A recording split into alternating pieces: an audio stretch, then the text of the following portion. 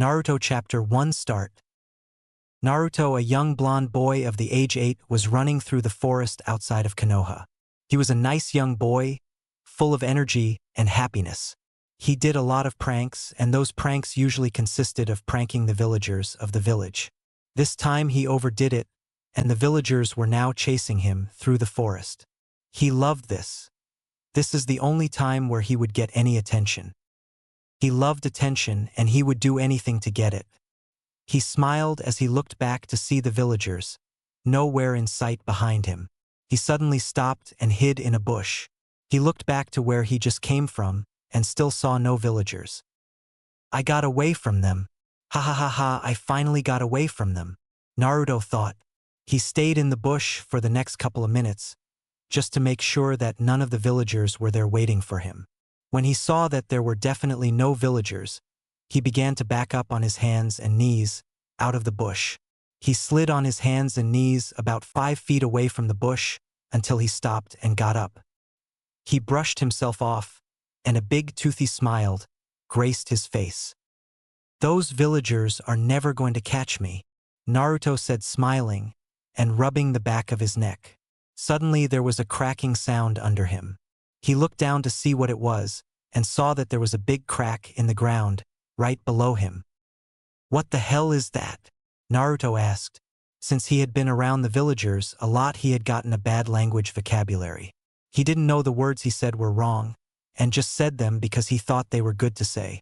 There was another cracking sound, and Naruto turned around to see another crack appeared behind him.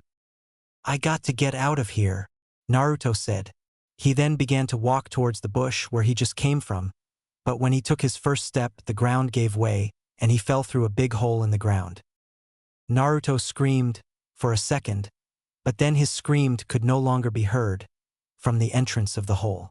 He slid through the tunnel that went like a slide, which looped around and went different ways. "Whoop! Yeah, this is fun," Naruto said. He put his hands up and was now having fun with this. He looked forward and saw what seemed like light. That must be the exit, Naruto thought. He was sad that what he thought was a ride was over. Naruto got closer and closer to the light until suddenly the light came upon him, and he was thrown out of the tunnel and onto the ground. "Ouch, that hurt," Naruto said. He rubbed his now hurt butt, which took the force of the impact. He jumped up to his feet and brushed himself off again. After he was done brushing himself off, he looked around. "Where am I?" Naruto asked himself. He looked around the room and saw many things. He looked to his right and saw clothes that looked like they had been sitting there for a while, and when he turned to his left he saw what looked like metal rods. He then looked in front of him and saw a coffin of some sorts. "Is that a coffin?" Naruto asked. He then walked up to the coffin and looked down at the base of it. He saw a lot of dust, so he took his hand down and brushed most of the dust off. When he did this, he noticed that there was words. He bent down and began to read. "Here lies the sage of the 6 paths, the savior and creator of the new world. By defeating the monster with 10 tails, he now rests here, waiting for the chosen one to come and be one with him." Naruto read. There was some more text, but Naruto couldn't make it out. What the crap does that mean? Naruto thought. He got curious, and so he began to push the top off the stone coffin. "Let's see who's inside, shall we?" Naruto said. He then pushed the top of the coffin onto the floor, which when it hit, broke into many pieces. What he saw amazed him. He saw a skeleton which was covered in what looked like an old piece of cloth. Whoever this guy is must have been famous, to be said to be savior of the new world, whatever that means, Naruto said. Naruto looked at the skeleton's skull face and looked down. He saw what looked like a diamond necklace. "That must be worth a fortune," Naruto said. He then grabbed it and pulled it off the skeleton's neck. He held it above his head and looked at it from there. Suddenly the necklace began to glow, a bright light. "What the crap is going on?" Naruto asked himself. Suddenly the whole room was filled with the light coming from the necklace. "You have come," a voice said. Naruto turned and looked around the room to see who said that. "Who's there?" Naruto said. The light from the necklace engulfed the room, and you could see nothing. Naruto closed his eyes and waited for the light to die down. Suddenly, through his eyelids, he could see that the light was gone. He slowly began to open his eyes. When he opened them, he was amazed to see nothing but black empty space. "Where am I?" Naruto asked. He looked around and saw that he could see nothing. One second there is a bright light and the next you can't see anything. Naruto looked behind him and saw a light. Wanting to be able to see, he began to run towards the light. "Come, child," the voice said again. "Who are you?" Naruto said while he was running towards the light. Once he got to the light, he saw the light was coming off a man. He got closer to the man and saw that he was wrapped in the old clothes he saw sitting on the ground in the tomb. The man looked down at Naruto. Naruto suddenly noticed the man's eyes. They were a light purple with orange rings in them. "I am the sage of the 6 paths," the man said. Naruto, confused, remembered that he was supposed to be dead, in the coffin. "How can that be? I saw your skeleton. You were dead?" Naruto asked. The man smiled and bent down to Naruto's height. "I am the spirit of the sage. I have been waiting a long time for my chosen one to come," the spirit said. Naruto then remembered what he read on the stone coffin. "You mean I'm the chosen one?" Naruto said, pointing to himself. "Yes, you are the chosen one, who the text spoke of on the coffin," the spirit said. "Then if you don't mind me asking, what did that mean?" Naruto asked. "I am the 6 path sage, the one who created ninjutsu and taught the first people how to use chakra. I am the one who defeated the Jubi and saved the new world. I am the holder of the Rinnegan," the spirit said. "The Rinnegan?" Naruto asked, confused. "You will find out soon enough. You have come here because you are the chosen one, the one who I am to become one with," the spirit said. Naruto looked confused at the spirit. "What does that mean?" "A great evil is coming to this world. A person with evil eyes shall come and try to rule the world. But you, as the chosen one, will become one with me and shall stop the evil one," the spirit said. "So you're telling me I'm supposed to stop something called the evil one?" Naruto asked.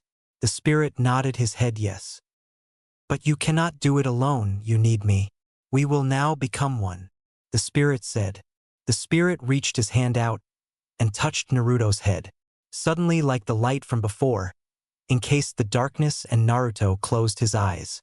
He suddenly felt weird and tingly all over. "What's happening to me?" Naruto thought. "We are now one," the spirit said. The light suddenly got brighter, but then disappeared. Naruto slowly opened his eyes. As he did this, he pushed himself up with his hands, and he sat up. He looked around the room to find himself back in the tomb. Suddenly memories began to flood his mind, and he began to know things he had not known before. He remembered the battle with the Jubi. He remembered teaching the monks how to use chakra, and he remembered dying. He remembered becoming one with the 6 path sage, which he was. He then remembered the Jujutsu Rinnegan. He held his head. This was a lot to take in. He was a new person now. He didn't feel the need to prank anyone anymore, or be the center of attention. He now had the power of the creator of ninjutsu, his knowledge and skill. Naruto got up and looked around his tomb. Now that he had the memories of the 6 path sage, he knew what everything was. He looked down and saw that he was naked. He quickly remembered the clothes he saw earlier and grabbed them. He brushed the dust off of them and put them on. They were big on him until suddenly they became smaller to fit his 8-year-old size. "I remember now, I created these, so I could wear them no matter how much bigger I got," Naruto said. He walked over to the other side of the coffin, which he didn't see before. He looked down and saw a scroll. "My summoning scroll, which has all of the summoning animals on it. I remember begging for the animals to let me summon them," Naruto said, and he put the scroll on his back. He then walked over to where the metal poles were. My chakra poles, I used to control my bodies with these, Naruto said. He grabbed them, and then sealed them into a scroll he found beside them. He looked around the room, and saw that there was nothing else there, and he began to leave. Through the tunnel that he came from, using chakra in his feet so he could go up it. Wow, this is weird. Even though I have the memories and powers of the sage, this is all new to me, Naruto said. He began to run up the tunnel until he realized something. I have an idea, Naruto said. He then ran back to the tomb where his old body was still in the tomb. He put his hand over the skeleton. I might not be able to revive myself, which would be weird, but I can put my other body to good use, if I can get it to look better, Naruto said. Suddenly the skeleton began to grow skin and hair. The skeleton did this until it looked exactly like it did when it was young. Naruto looked at the skeleton and wondered something.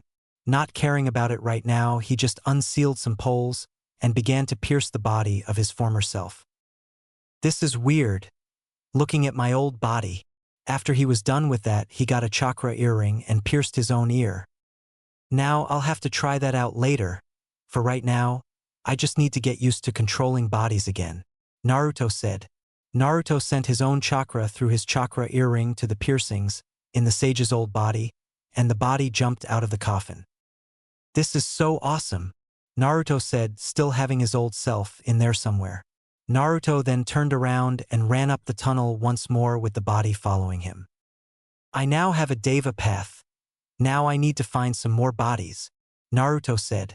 Naruto then remembered the Hokage's tombs. He had tried to play a prank on the Hokage by painting their graves, but it was quickly ended, and he was put in detention at school. Let's pay a visit to the dead Hokages, shall we? Naruto said. He then jumped out of the tunnel now above ground where he was earlier. He then began to run towards Konoha with the Deva path behind him. Suddenly the Deva path began to go a separate way than him. I don't need to draw too much attention, Naruto said. Naruto, already knowing that he would draw a lot of attention with his new eyes, and since he didn't have a mirror, he had no idea what he looked like. Naruto thought had plans, and they would not be ruined. He quickly came upon the gates of Konoha. He quickly sped through the gate, without the guards seeing him, and made his way towards the Hokage's graves. Once he got there, he began his work on changing the Hokages into his paths. When he was done, he looked upon his new bodies. Suddenly the Deva path showed up beside the other ones. Naruto looked at the first one, being the first Hokage. You are now my animal path. He then pointed to the second Hokage. You are now my human path. He then looked at the last one, the fourth Hokage. You are my new Preta path. He looked over his new bodies and smiled. Since you guys can use the same abilities when you were alive, plus the ability that I have given you through my Rinnegan, I'll be able to beat the evil one hopefully. Now all I need is 2 more bodies. Then if it works, I can have more bodies, he said, looking at his Deva path. Suddenly he felt chakra surging and going uncontrollably. He turned around and saw it was coming from the Uchiha district. What is that awful chakra? It is coming from the Uchiha district. I might want to go check it out, Naruto thought. Suddenly him and his bodies were on the move towards the Uchiha district. Him and his bodies had to move sneakily over the tops of the houses, so not to disturb anyone. When he arrived there, he was met by something he did not want to see. He saw bodies and blood everywhere on the ground of the district. Him and his bodies jumped down from the rooftop and landed on the bloodied ground. What had happened here? Naruto thought. His bodies began to move into the houses, searching for survivors. Since he could see through their eyes, he saw that there were none. Suddenly he felt the evil chakra again. He ran towards the chakra with his bodies in tow. Itachi, what are you doing? A voice said in-house. Suddenly there was a scream, and Naruto rushed in the house. He went to where he heard the scream and saw a young boy, around 13, standing over an older man. I'm sorry, father, but I had to do this, the boy known as Itachi said. There was a woman in the corner of the room where they were out, just cowering in the corner. "Itachi, my son, why did you do this?" the woman asked. "That must be his mother and father. If I remember right, he is Itachi Uchiha. He is part of Umbu. If he is the killer, then he just killed his entire clan," Naruto thought. Itachi then ran at his mother with his sword drawn, about to kill her. "I can't let this happen," Naruto thought. Suddenly his Deva path appeared in front of Itachi. Before Itachi could think, the Deva path said, "Shinra Tensei." Suddenly Itachi was sent through the ceiling of the house and through the roof. He then landed on the street outside. Naruto ran up to Itachi's mother and looked into her eyes. "Are you okay?" Naruto asked. In shock, the woman just shook her head.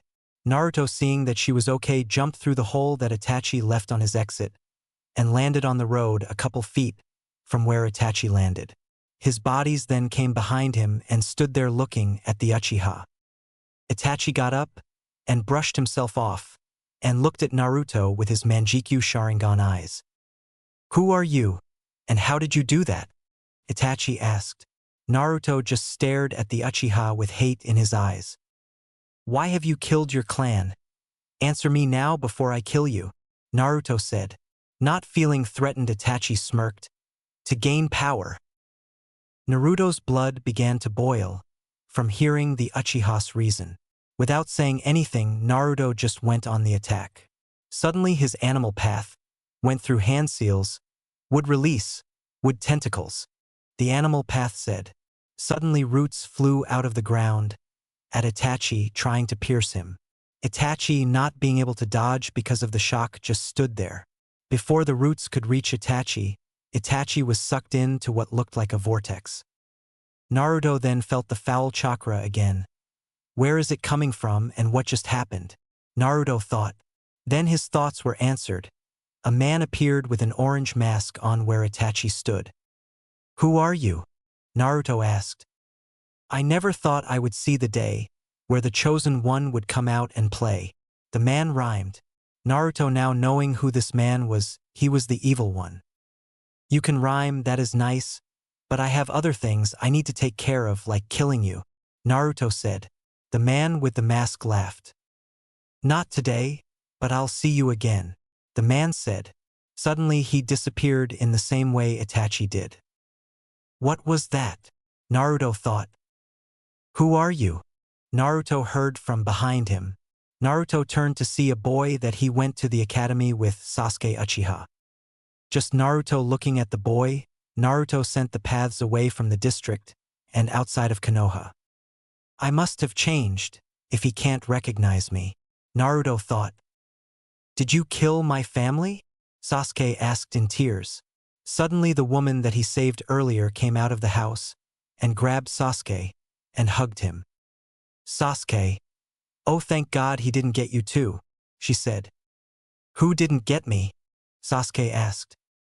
"It doesn't matter right now, but he saved us," she said, looking to where Naruto was, except now he was gone. She looked around, and he could not be found. Naruto crouched on top of the house, where he sent Itachi flying through the roof, looked down on the mother and son. He then looked ahead and saw Umbu was coming this way. "I have to get out of here before they come and find me," Naruto thought. He looked down at them once again and he disappeared. He then reappeared outside of Konoha, where his paths were waiting for him. He looked at them and saw what he looked like. He saw that he grew about 4 inches, and his face looked more like his old one, except there were traits of the sage's face. His blonde hair was still blonde, except that it had purple highlights in it. It was also longer, going down to his shoulders. "I can't go back to Konoha since all this just happened. People would ask too many questions. I guess I'll have to travel for now, until I find the right time to come back," Naruto said. He then looked back at his paths and began to run in the opposite way of Konoha. Naruto, now a 10-year-old young boy, was walking with his paths along the road going to Amigakure. He had his paths dressed in robes, like samurais wearing straw hats, so no one could see their faces. He also dressed this way, except his samurai robe was a different color. He had been walking for days on end, trying to get to this place he had heard of from an innkeeper. Supposedly this village was ruled by a tyrant, by the name of Hanzo. Naruto, being the curious one, asked a lot of questions about Hanzo. He had heard that Hanzo had defeated the Sannin, all by himself. Being a very big feat, Naruto thought he would add Hanzo to his collection of paths. The problem was that Hanzo was a Kage, and was probably protected by many ninja. Naruto saw this opportunity to test his skill, and he would take it.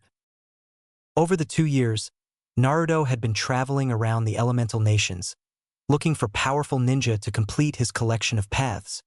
But no one was powerful enough in his eyes, until he heard of Hanzo. Naruto also discovered over his travels that his Deva path, which was the sage, could use all the powers of the Rinnegan just like he could, since he used them when he was alive. This was exciting to realize, especially seeing how he would have to face someone, which was probably more powerful than him. Naruto looked up from his straw hat to see the buildings of Amigakure. They were just like the innkeeper had told him. They were tall and made out of metal. Naruto gaped at the height of the buildings and admired them. He looked ahead of himself and saw the gate to the village. He hoped that the papers he stole from the IWA ninja that were supposed to come here would work. He made sure that he got their headbands and put them on each of his path's arms. He walked up to the gate and was stopped immediately by a guard. Naruto showed him his papers, and they opened the gates to let him in. When he and his paths were inside, they could see people just flowing through the streets of this metropolis. This city is so cool, Naruto thought. Naruto, asking for directions from the gate guard, began heading towards the Kage's tower, which was the tallest building. Naruto and his paths made their way through the village of buildings, trying not to bring any attention to them. They finally made it to the Kage's tower and had to go through another security check, but Naruto just showed him the papers and went inside to meet Hanzo himself. Naruto, still being a child, still gaped at how big the village was. Naruto, seeing he was closing in on Hanzo's office, began to get serious. He walked through the door of the office with his paths close behind. Hanzo looked up from his desk and smiled at them. "Welcome to Amigakure. I hope that you were treated nicely on the way up here. Now let's begin the treaty signing. I have come here to add you to my collection, Hanzo, and end your reign on this village," Naruto said before he and the others took off their straw hats. Hanzo, being confused, looked upon the blonde and his paths. Hanzo stood up from his desk and walked in front of it. "Who are you, and how do you idiots plan to kill me?" Hanzo asked, getting ready for a battle. "I am Naruto Uzumaki, the one who will end your reign of terror," Naruto said. At this, Hanzo began to laugh. This kid actually thought he could kill him. Naruto, not laughing at all, just stood there. "Kid, you think that just because you have your friends here with you, that you can beat me? Well, forget it, it'll just end this quickly," Hanzo said, as he took out an explosive tag and threw it at Naruto. Naruto put out his hand and said, "Shinra Tensei." Suddenly, an invisible force pushed everything in the room, except for Naruto and his paths outwards. This invisible force hit the explosive tag, and Hanzo, sending them flying out the window. The explosive tag went off when it got near Hanzo, and instead of falling down to the ground, he was sent to the next building's roof. Naruto and the paths jumped from the office down onto the building's roof. Hanzo, not being affected by the blast, got up and brushed himself off. He then looked at Naruto. "I don't know how you did that, but I know I better finish this quickly," Hanzo said. He then bit his thumb so blood came out. He then slams his hand to the ground and says, "Summoning Jutsu." Suddenly smoke goes all over the place, and when the smoke clears, Hanzo is on the back of a huge salamander. Naruto just stands there looking at Hanzo on his salamander. Deciding to make the first move, Hanzo ordered his salamander to run towards Naruto. Naruto put his hand up again and said, "Shinra Tensei." Hanzo's salamander was sent flying, but then poofed into smoke, along with Hanzo. Hanzo then appeared behind Naruto and was about to stab him with a kunai, until Naruto's Preta path grabbed Hanzo's hand. Hanzo then felt his chakra begin to be drained from his body. Realizing the Predator path was doing it, he punched the path in the gut, making him curl over. Hanzo then jumped back away from the paths and Naruto. Why didn't he use that jutsu again? He could have sent me flying, but he didn't. He might be only able to use it every couple of seconds or so. I'll have to keep tabs on that throughout the battle. I might be able to use that to my advantage. Hanzo thought. What is he thinking? Naruto thought. Naruto then thought he would make the next move, so his animal path summoned a large dog with the Rinnegan eyes. Hanzo, getting ready for an attack, just stared at them. The dog then barked and began to attack Hanzo. The dog got close, and Hanzo went through some hand seals and cried out, "Water-style water bullet." Hanzo then sucked in a lot of air and then breathed outward, which made huge water bullets come out. The summoned dog could not dodge fast enough and was hit and dispelled. Naruto, taking this time to attack, sent forth his Deva path to try and end this quickly. The Deva path appeared behind Hanzo and threw a punch at his face. Hanzo blocked the punch and hit the path with a counterpunch, sending the path through the air into another building. Hanzo looked down on the building and saw it began to crumble. The path got up and looked through the hole that he had made coming into the building up at Hanzo. The building began to break apart and fall around the path. The path then jumped from the building onto the building it was just on and began to run up the walls using chakra. Hanzo, seeing he would have to take on the people one-on-one, decided to try and take this one out first. He summoned a salamander and jumped on it. The salamander then crawled over the edge and used its feet to stick to the walls. The salamander then began to run downwards towards the path, as the path ran upwards. "Die!" Hanzo said as he sent many explosive tags at the path. The path held out his hand and said, "Shinra Tensei." The explosive tags were then sent back flying towards Hanzo. Hanzo ordered his salamander to jump over the tags, which it did, and latched back on to the walls of the building. Hanzo then began to count to see if he was right. Hanzo then jumped off his salamander and flew towards the path. 1, 2, 3, 4. Hanzo said as he headed towards the path. He got closer and closer to the path. 5. Hanzo thought, and suddenly he was sent upwards by another Shinra Tensei. Hanzo flew all the way back up to the top of the building onto the roof. He looked down and saw the building, which collapsed, and he then saw the path come up over the side of the building onto the roof. So he must have to wait 5 seconds before he can do it again. Hanzo thought, I have to end this quickly before the ninja come. Naruto thought. Suddenly all the paths ran at Hanzo at once. Still on the ground, Hanzo got up quickly. Seeing them coming at him, he had to think fast. He ran through some hand seals and said, "Wind style, wind swords." Suddenly the wind around the paths, and Naruto turned into invisible sharp razor blades. The wind razor blades shot forth towards Naruto and his paths. They could not dodge, so all of them were hit and got major cuts all over them. They all fell down on the ground from the hit. That hurt, Naruto thought while he was on the ground. He could see the eyes of his paths, that they were heavily injured too. He looked down on himself and saw he was bleeding from a big gash in his chest.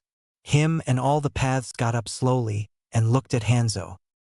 "How could you guys get up after that?" Hanzo said. Naruto needed a quick way to end this fight because it was starting to get out of hand. Suddenly he got an idea. The paths then began to charge Hanzo again. Hanzo, not ready for this, could only wait. When the paths got there, the animal path threw the first punch, which was blocked. Hanzo then kneed in the face, which sent it to the ground. Then the Predator path tried to kick Hanzo, which was dodged. Hanzo jumped out of the way of the other attacks, away from the paths. Naruto, seeing what had happened, looked down at his animal path. The animal path got back up and wiped its bloody face. Hanzo smirked. He was winning this battle. Naruto sensed chakras getting closer to their locating. He knew that it was the AIM ninjas. He quickly went over things that he could do in his head. He then began to think about the different things that his paths could do before they died. He then got a wonderful plan. His human path suddenly went through hand seals. Water release, water dragon bullet technique, it said. Suddenly water droplets formed out of nowhere. Hanzo looked at this in amazement. The water droplets then began to form into a dragon. When they were done, there was a huge dragon made of water in front of Hanzo. The dragon then began its attack. The dragon made its way towards Hanzo, faster than Hanzo could dodge. The dragon hit Hanzo head-on and picked him up and carried him to the next building. When it hit the wall of the next building, it pinned Hanzo up against the wall until the water was done moving towards him. When the water was gone, Hanzo began his descent towards the ground. Hanzo, being knocked out now, just kept falling until he woke up and summoned a salamander. The salamander landed on the ground with grace. Hanzo looked up to the building he was just on. The salamander suddenly jumped into the air. It jumped so high he made it to the roof of the building and landed on it. Great, he's back, Naruto thought. Hanzo smiled. Even though he was worn out, he still made it seem like he wasn't. Come on now, you don't think he'll go down that easy, Hanzo said. The AIM ninja's chakra was getting closer and closer. Hanzo suddenly attacked Naruto by throwing an explosive kunai at him. Naruto, thinking quickly on his feet, ran through some hand seals and said, "Water release, water encampment wall." Suddenly water that was left over from the dragon formed around Naruto to make a wall of water. The explosive tag hit the wall and blew up, but caused no harm to Naruto. The wall then disappeared. Naruto looked at Hanzo with an impassive look. He was running low on chakra, and he knew that he had to finish this soon. He looked around and then thought of a plan. He and his Deva Path both ran at Hanzo. What is he planning? Hanzo thought. Naruto jumped behind Hanzo, while his Deva Path was in front of him. They both put their hands out and said, "Shinra Tensei." Suddenly invisible forces came from both sides of Hanzo. His salamander was quickly dispersed, and Hanzo was being pushed on both sides of himself from the force. He was being squished, and it hurt like hell. Suddenly the bone in his arm popped out of the skin, and he let out a scream. The invisible forces were gone now. Hanzo landed on the ground with a thud. Naruto looked at Hanzo. It's over now, Naruto thought. Hanzo then slowly began to get up to his feet. He made one-handed hand seals and said, "Fire release, great fireball technique." Suddenly he spit out of his mouth a huge fireball which was heading for Naruto. Naruto wasn't fast enough and he was hit by the fireball. It scorched him from head to toe, and his clothes were almost gone. The flames were gone, and Naruto's body laid there. Even though I'm done doesn't mean I can't finish this, Naruto thought in pain. Hanzo summoned another salamander and was on top of it. Naruto slowly began to get up. The paths crowded around him, blocking him from all sides. They are almost here, I have to finish this, Naruto thought. Suddenly the Preta Path threw a weird-looking kunai at Naruto, which Naruto caught. The Preta Path then began to run full force at Hanzo. Hanzo, not seeing this coming, tried to get the salamander to jump out of the way, but it was too late. The Preta Path jumped and knocked Hanzo off his salamander, and they both went over the edge of the building. They both began to fall towards the ground. The Preta Path quickly grabbed Hanzo from behind and locked him in his grip, so he couldn't get out. Hanzo tried to get out, but he was quickly stopped. Hanzo then began to feel his chakra draining from him like it was earlier, and his chakra was going fast. He looked and saw the ground was getting closer. Hanzo could no longer fight back, so he just gave in to the Preta Path. The Preta drained enough chakra out of Hanzo to knock him out. The Preta Path looked and saw the ground was near. Suddenly he disappeared with Hanzo in his arms. Naruto stood three-pronged kunai in hand waiting. Suddenly there was a yellow flash of light, and the Preta Path appeared with a knocked-out Hanzo in his arms. The Preta Path laid Hanzo down on the ground. "It is finally over," Naruto said. Naruto, even though he didn't show it, was almost out of chakra himself. If it wasn't for Hanzo not being able to move fast enough at the end, then he would have lost. Naruto suddenly threw the three-pronged kunai in his hand at Hanzo, which hit him in the throat, spewing blood everywhere. Hanzo the tyrant was dead and Naruto killed him. Suddenly Naruto felt a presence near him. He looked up and saw a man with orange hair and piercings all over his face. He then noticed something that surprised him the most. He had the Rinnegan eyes, and he wasn't one of his bodies. "Who are you?" Naruto asked. He was getting ready for another fight. He knew that if he was right and that was the Rinnegan, he wouldn't win, being in the shape he is in now. His body was burnt all over. "I knew I heard the stories about you. You are the original Sixth Path Sage. I am glad to meet you," the person said. "I asked who you are." Naruto said. "I am your descendant, that one that will kill you and take your eyes to be mine, so I may bring peace to this world," the man said. Naruto looked at the man and then felt the aim ninja chakras there. He disappeared as well as the paths.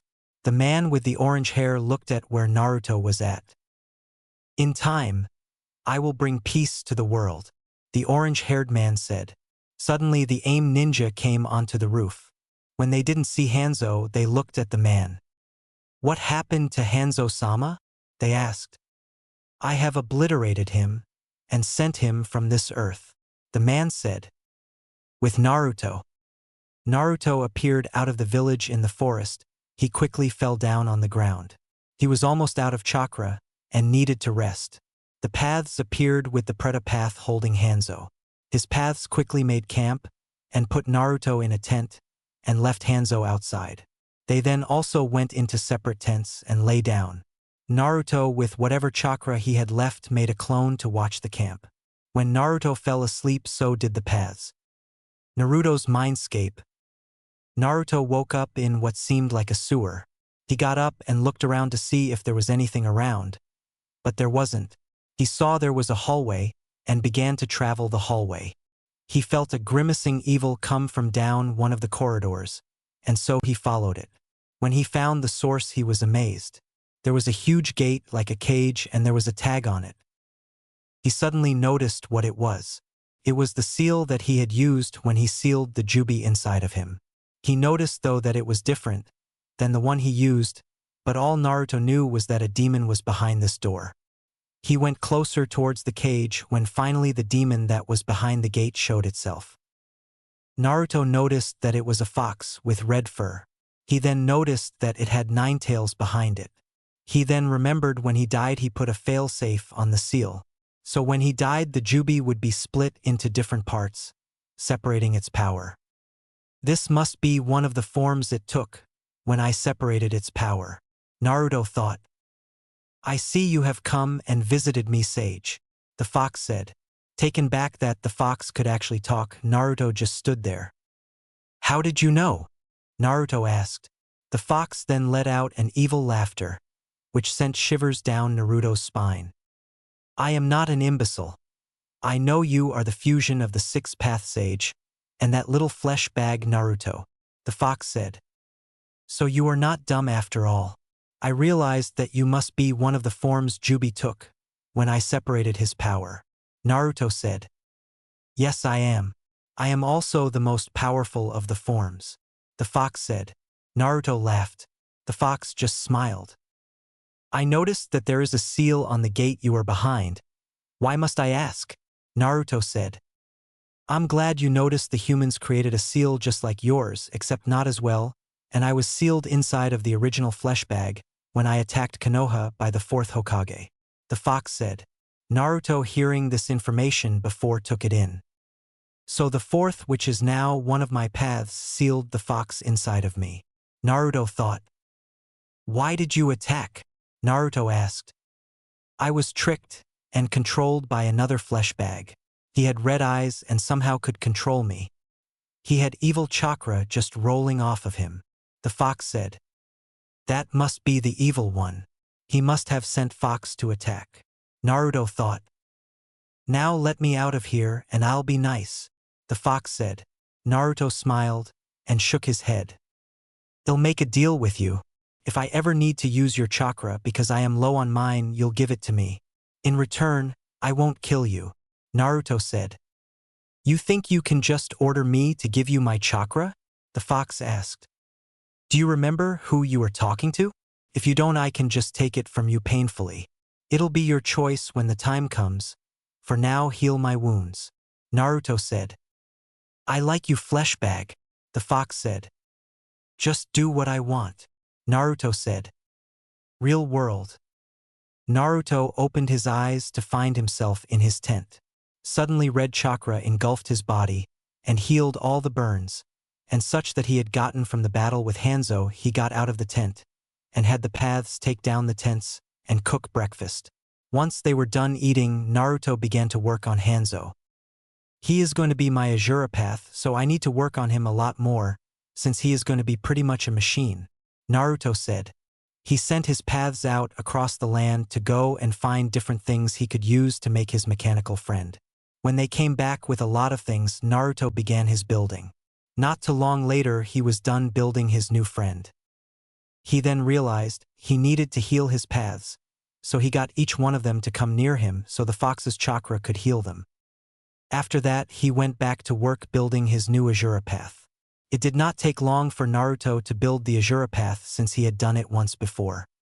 A year later, Naruto had been traveling with his paths across the elemental nations. Ever since he had left Amigakure, he had heard of a person who had killed Hanzo and became the new Kage. Naruto already knew who it was. It was the person with the Rinnegan. Naruto could not wrap his mind around the fact that someone else had the Rinnegan. He said, he as a descendant of mine. That explains why he has the Rinnegan, but I wonder if he knows how to use it. Naruto thought. He decided to worry about it later, but for now he would just eat. He and his paths were enjoying a great meal at a restaurant. Naruto gained money by hunting down missing nin and turning them in for their bounty. He had gained a lot of money off of that and he liked it. Now he ended up here in a small restaurant outside of the Suna. He had been training hard ever since he was almost beaten by Hanzo. He knew now that he could beat Hanzo without being in such bad shape, like last time. He looked at his paths and smiled. He was glad all this happened to him. He then felt a chakra that he had felt 3 years ago. He turned in the restaurant to see Itachi, and he was with someone that looked like a fish, and they had a really big sword on their back. What the hell are they doing here? Naruto thought. Itachi and his partner went and sat down at a table. Naruto noticed that they were wearing matching uniforms. They both had robes, which was black, and had clouds on them. He finished his meal, and him and the other paths disappeared from the restaurant. Itachi looked over to where Naruto just was, and turned to Kisame. They both gave each other a nod, and got up and left the restaurant. Naruto watched them go out of the restaurant from a distance. I guess I'll have to take them both. This is going to be tricky. I don't know if I can take them both. I don't even know what the shark guy's powers are. Naruto followed them through the woods, outside of town until they reached a field. They then stopped in the middle of the field. They knew I was following them, Naruto said as he and his paths jumped out of hiding. Itachi and his partner then turned to face Naruto. Long time no see. We have been waiting for you to make your move, Itachi said. Why are you here? Naruto asked. We have been on your trail for a while, and we have finally found you, the partner said. What do you want with me? Naruto asked. My friend Kisame and I are here because we want what's sealed inside of you, Itachi said. How do you know about that? Naruto asked. Our leader knows a lot about you, Naruto, Itachi said. I can't let you guys go on from here. I am sorry, but I must kill you both, Naruto said. Kisame began to laugh. You actually think that you can take us both? I'll take you by myself, Kisame said. Naruto smirked, just what he wanted, for them to fight one-on-one with him. Kisame, I don't think that is wise, considering his power. We should fight him together, Itachi said. Nonsense, Itachi, I got him. He won't be alive for long, Kisame said. Kisame then stepped out in front of Itachi. He took his sword off his back and unwrapped it. There now in front of Naruto was a sword that looked like sea urchin skin. Fine, I'll take you on, Naruto said. The paths behind him got ready. Next time on Naruto, Six Paths Age, Naruto vs. Kisame. Thanks for reading. Hope you liked it. Naruto Chapter 3 Start. Naruto stood there looking at his new opponent. He had never heard of this person before. That was the bad thing. All he knew was his name was Kisame. This was going to be hard, and he knew it. Not knowing a person's power before you fight them is going into dangerous territory. Naruto analyzed everything about Kisame, his sword, his height, and possible strength level. Naruto looked to his right and saw a beautiful lake, then spanned a while off. Naruto began to think for a minute. He must have a water affinity then, to bring me near water, Naruto thought. Kisame made the first move when Naruto wasn't even ready. Kisame dashed forward towards Naruto and swung his great sword. Naruto easily dodged it and stuck his hand out. Shinra Tensei. Kisame was then sent into the air. Suddenly the Azura Path grabbed the Deva Path and threw him towards Kisame, who was in mid-air. Kisame, seeing this coming, whipped his sword around and held it towards the Deva Path. Suddenly chakra seemed to drain out of the Deva Path as he was heading in the air. He's draining my chakra out of my path. But how? Naruto thought. Kisame smiled, feeling the chakra that was flowing into him. The Deva Path, being weak for a moment, still came at Kisame, but his chakra was still being drained. Kisame brought his sword over his head and swung it down on the Deva Path. Naruto, not being able to move his path out of the way quick enough, watched as his path was sent to the ground at an amazing speed. The path hit the ground with a shockwave coming after it. Dust filled the air, and when the dust cleared, Naruto saw his path dead in a crater. Shit, he killed one of my paths already. I can revive him later, but right now that isn't going to happen, Naruto thought. He just stood there and looked at Kisame, who had just landed on the ground, and was smiling. Is that the best you can do? I have fought better? Kisame asked. Naruto looked over Kisame with his Rinnegan eyes. Naruto noticed that there was an abundant amount of chakra in Kisame's sword. He also noticed that it was flowing into Kisame. That must be my chakra. So the sword drains you of your chakra when you're close enough and the Kisame can take it and use it as his own. Great, just what I needed, Naruto thought. Naruto had no plan for this, he could not think of one. He had never fought a fighter like this one before. I guess I am going to have to fight him from long range, Naruto thought. He then saw Kisame was running through hand seals. Naruto, knowing what jutsu he was going to do, also ran through the same hand seals. Earth Release, Earth Dragon, they both said at the same time. Suddenly two dragons made out of ground appeared in front of each of them. The dragons then attacked each other. Naruto's dragons wrapped itself around the other dragon and bite its neck. Kisame's dragon yelled in pain, but got untangled and bit Naruto's dragon's body. Naruto, being calm, got his dragon to get away from the other dragon and then bite its head before it could react. When this happened, Kisame's dragon disappeared, and Naruto's dragon stood there.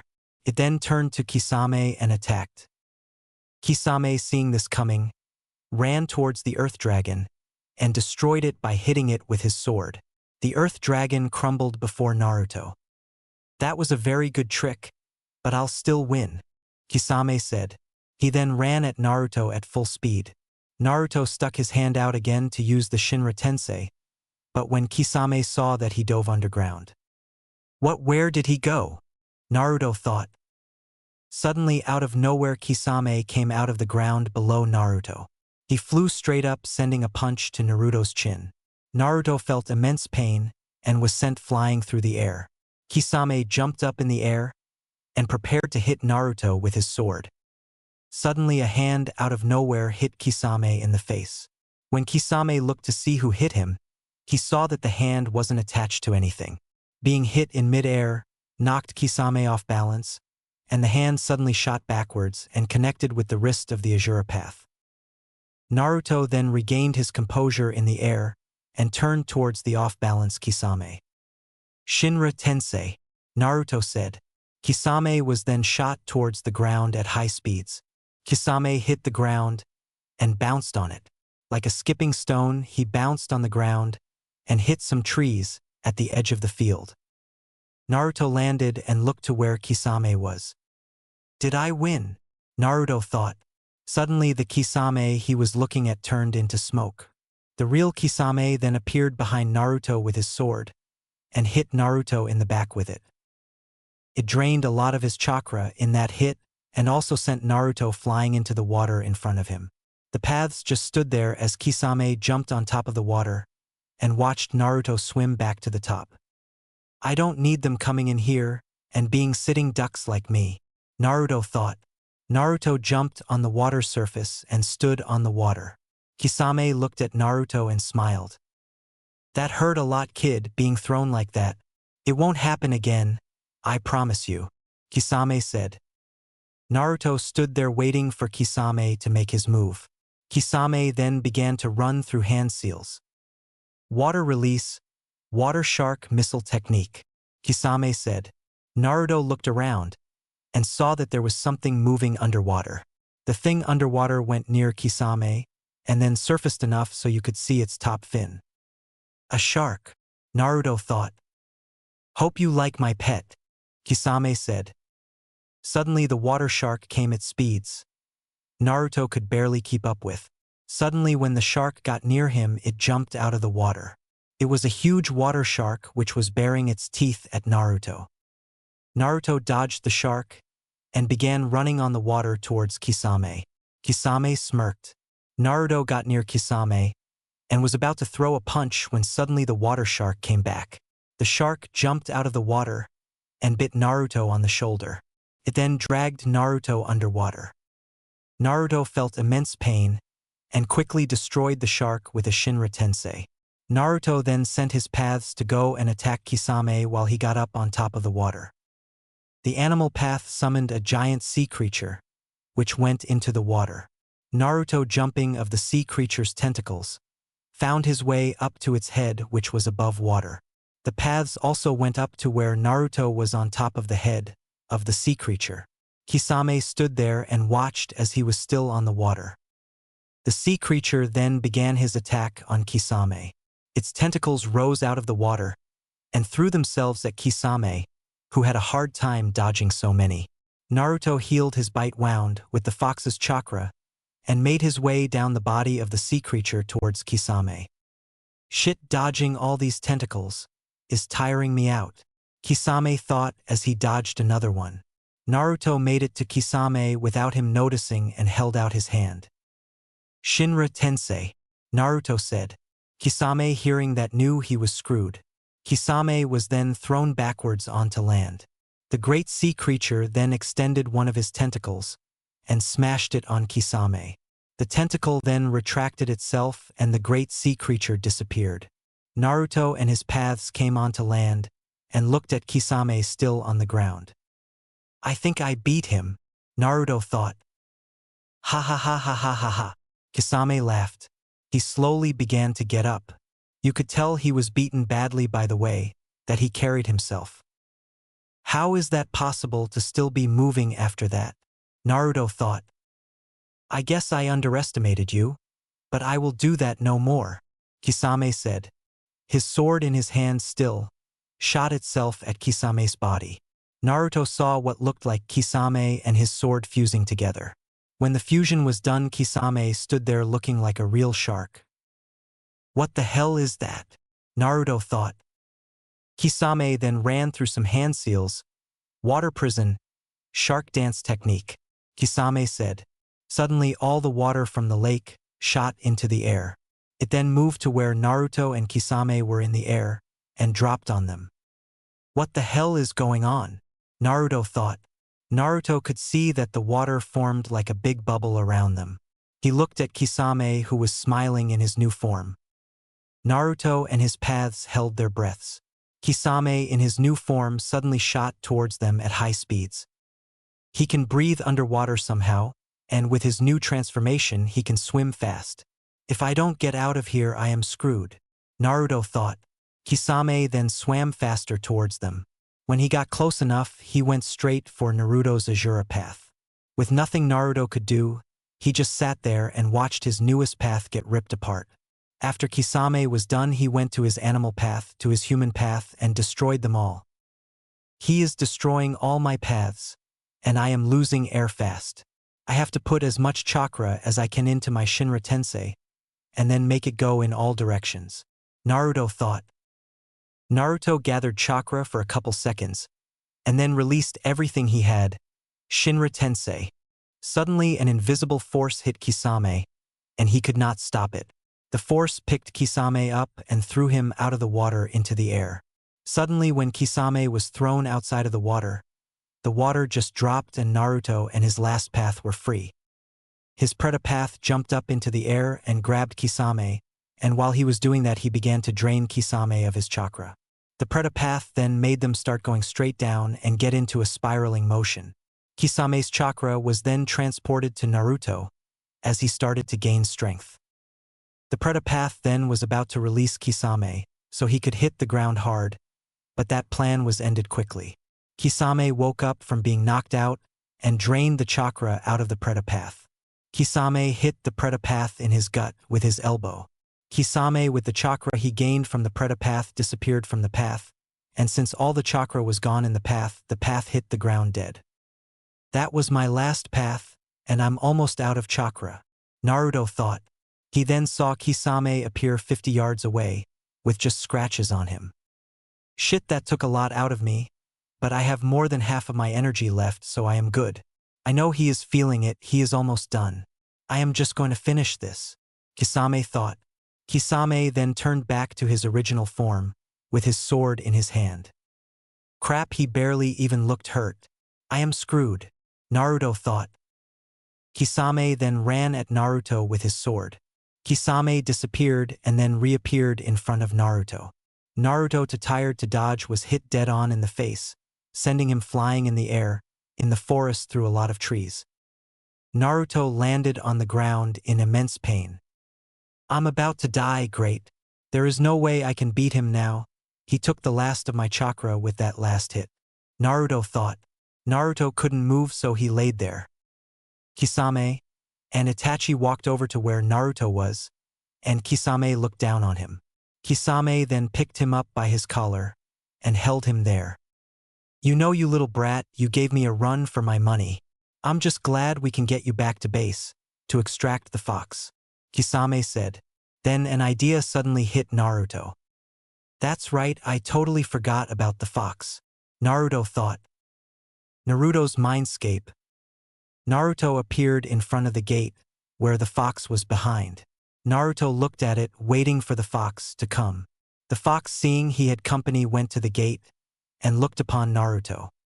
Fox, I need your chakra, Naruto said. Already? I thought the great sage didn't need any help, the fox said. Very funny. But right now there is no time for jokes. I need your chakra, or we both die, Naruto said. The fox looked at Naruto and smiled. Fine, have as much as you want, but don't get on to me if you lose control, the fox said. Outside world. Naruto's body began to get red chakra forming on the outside of it. Kisame, noticing this, took out his sword to try and absorb it, but it was too much and Kisame was thrown back by the sheer power of the chakra. Itachi jumped back so he would not get caught in the action.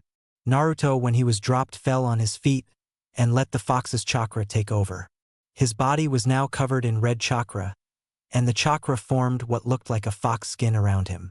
The chakra grew in the back and made one tail. What is this power? This must be the fox's chakra, Naruto thought. The whisker marks on Naruto's face were now more defined, as he looked more feral. Kisame got up from being thrown and looked at the blonde. Crap, this is a big problem, Kisame thought. Naruto disappeared and then reappeared in front of Kisame. Die, bitch, Naruto said, as he sent a punch to Kisame's stomach which sent him fly backwards. Naruto then reappeared behind Kisame and kicked him upwards. Kisame was now in great pain.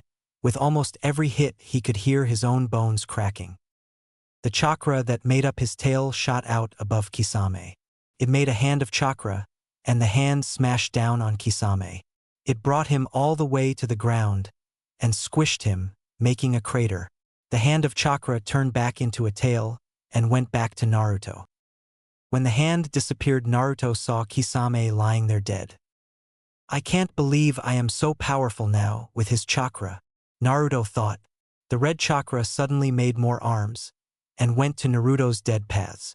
The red chakra gripped on to every one of his paths and surrounded them in chakra. The chakra then began to heal their wounds. The chakra on Naruto healed his wounds also, and then the red chakra disappeared altogether. Naruto ran through some hand seals and said, "Outer path. Samsara of heavenly life technique." Suddenly a huge head with Rinnegan eyes popped out of the ground. It opened its mouth, and tentacles flew out. The tentacles then made their way to each of his paths and connected themselves to the paths. The tentacles then disconnected themselves and went back into the giant head's mouth. The giant head closed its mouth and then disappeared into the ground. Naruto's paths then got up from where they were lying and made their way to Naruto, who was looking down on Kisame. He then remembered something. He looked towards the forest he had just come out at and saw Itachi there. Itachi walked all the way to Naruto and stood at the other side of Kisame. "Are you going to fight me too?" Naruto asked. Itachi looked at Naruto and smiled. "No, I do not plan on fighting you. I wouldn't stand chance. I have come here now to thank you for killing Kisame," Itachi said. At hearing this, Naruto was confused. "I thought you were his partner," Naruto said. "I was his partner, but I was forced to be his partner, just like I was forced to kill my clan," Itachi said. Naruto was even now more confused at this. "So what are you saying?" "I am saying that I am not a killer. Well, I am, but I didn't want to kill them. I have been made to do those things. Leader Sama put me with Kisame so Kisame could watch me and make sure I didn't leave. Now that you killed Kisame, I can finally leave," Itachi said. Naruto, not buying what Itachi was saying, quickly grabbed him by the throat. Naruto held her up, and suddenly the same giant head from earlier popped out of the ground and opened its mouth. Itachi coughed up a tentacle from her mouth, and the tentacle went inside the giant head's mouth. "Are you telling me the truth?" Naruto asked. The jutsu he just used would tell him if he was lying. If he was lying, then the head would rip his soul out. Itachi shook his head no.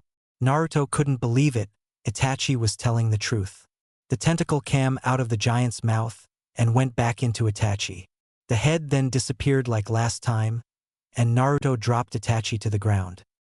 "You're telling the truth," Naruto said. Itachi held his throat and smiled. "I know who you are and what you are from Leader Sama. I know that you want to kill him, and so do I. I think that if we work together then we can kill him," Itachi said. "You're telling the truth, but that doesn't mean I have to like you," Naruto said. Itachi frowned. "Please, I am a powerful ninja, as powerful as Kisame. Please just let me help you." Naruto looked over Itachi. He can't do any harm and he is telling the truth, Naruto thought. "Fine, you can travel with me, but any funny business and I'll kill you," Naruto said. Itachi smiled and looked at Naruto. "First I must do something before we leave," Naruto said. Naruto then took out some chakra poles. He then began to make Kisame into his last path, the Naraka path. Itachi just sit there and watched as Naruto healed Kisame wounds and then made him his last path. It interested him and he watched with very good detail. When Naruto was done, Kisame stood up and wrapped his sword back up and put it on his back. "We are going to have to get you guys a change of clothes. I cannot be traveling with people wearing those uniforms. People from your group might attack us or think we are part of the group," Naruto said. Itachi was just amazed at how well Naruto could control his paths, just like the leader of Akatsuki. Naruto and his paths began to walk in the direction of the where they knew the nearest town was. Itachi, knowing it was time to tell him, dropped the genjutsu. "Oh, and I need to tell you something. Yes. Naruto turned and looked at Itachi. He saw something different about him. He now had longer hair and his body was now Kavya, and it looked like he had breast. Big breast too. He looked at Itachi confused. My real name isn't Itachi, it is Mizo, and I'm actually a girl, Mizo said. Naruto could not help but stare at Itachi, who was now Mizo. He was taking it all in, one look at a time. He then looked at her big breast and stared at them. Mizo, who noticed this, smacked him across the head and said, "Pervert." Naruto, still dazed from the new transformation Mizo had taken, didn't even feel the pain of the hit. "This is going to be a fun adventure," Mizo said. Mizo looked at Naruto. "What is your name?" Mizo asked. "Naruto," Naruto said, still in a confused state. 2 years later. In the great land of sound, two figures walked side by side on a small dirt road heading towards the land of fire. The two figures were dressed in dark black robes with the collars extending to their nose. They each wore straw hats, which covered their faces. "Naruto, why are we here again?" one of the figures asked. This figure, having a feminine body, looked over to the other figure known as Naruto. "You know exactly why we are here, Mizo. We are here to find that snake," Naruto said. Naruto and Mizo had been traveling together for the past 2 years, and they have grown a great friendship. They had taken down many missing nin together and have grown accustomed to the other's company. Even though at first Naruto didn't trust her, he now trusted her with his life. They walked for about an hour until they came upon a forest area, where the road ended. They kept going through the forest. "Do you think it was wise to have your paths follow us, instead of being with us?" Mizo asked. "I didn't think we would need them, and if we do, I'll just summon them here. What's the worry? You could probably take on the snake yourself," Naruto said, smiling. Mizo knew he was right and just got over her fear of facing the snake. They were now looking for Orochimaru's base. They got some information out of some of his henchmen that Orochimaru had a base somewhere near here, so they thought this was the perfect chance to go and hunt the snake. Naruto began to use his Rinnegan to look for distinct chakra signatures through the forest, while Mizo did the same with her Sharingan. They both looked around for about 10 minutes before they finally detected a large chakra signature. "Do you see that?" Mizo asked. "Yes, that has to be him, but be careful. Knowing him, he would set up traps around the base just for intruders," Naruto said. Mizo knew Naruto was right. She knew him for a short time when he was in Akatsuki and knew what his chakra looked like. They both sneaked through the forest and found the entrance to the base. They looked at each other and both nodded their heads. They then walked inside the base. It didn't take them long to finally reach some rooms because they were in a huge corridor that had rooms on both sides. They could not sense chakra in any of the rooms, so just kept on moving through the long hallway. While they were in the base, they could no longer sense the snake's chakra, and so were blind to where he was at. This base must have a security mechanism, so people can't feel other people's chakra in here. But if that's the case, then he doesn't know we are here either, Mizo said. Naruto knew she was right, and they kept walking down the hall.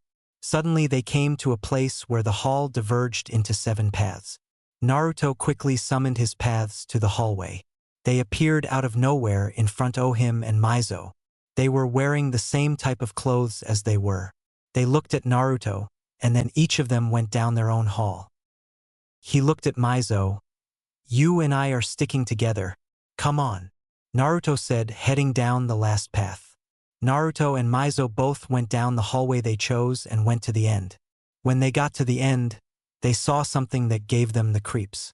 They had entered a circular room which had cells, and in each cell there was a person in there screaming to be let out.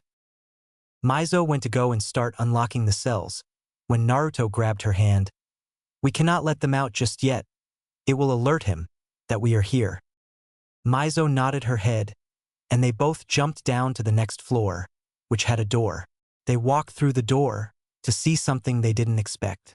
There in front of them was a pal man sitting in a chair, and a boy with glasses standing beside him.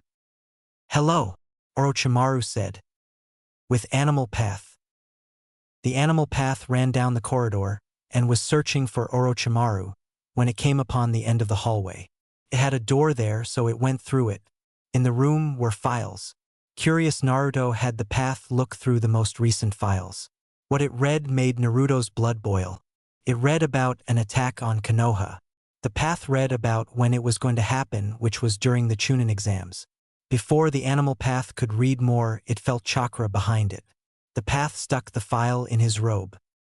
The animal path turned to see a ninja behind it, with what seemed like black flames going across its body. He then looked and saw more ninja just the same way behind him. "Time to die," the man said, and suddenly shot at the path and tackled it through the wall. With the other paths, they each had men or women in front of them, with the same black flames on their bodies. With Naruto, "You snake, you set us up," Naruto said. Orochimaru smiled and let his long tongue hang outside of his mouth. "What do you mean?" Mizo asked. "He sent people to attack each of my paths while they were alone," Naruto said. With the Deva path. The Deva path looked at the man in front of it. The man was big and burly and ready to attack. The burly man made the first move and attacked. The man threw a punch at the path's head, which was dodged. The path then did a palm strike to the man's gut.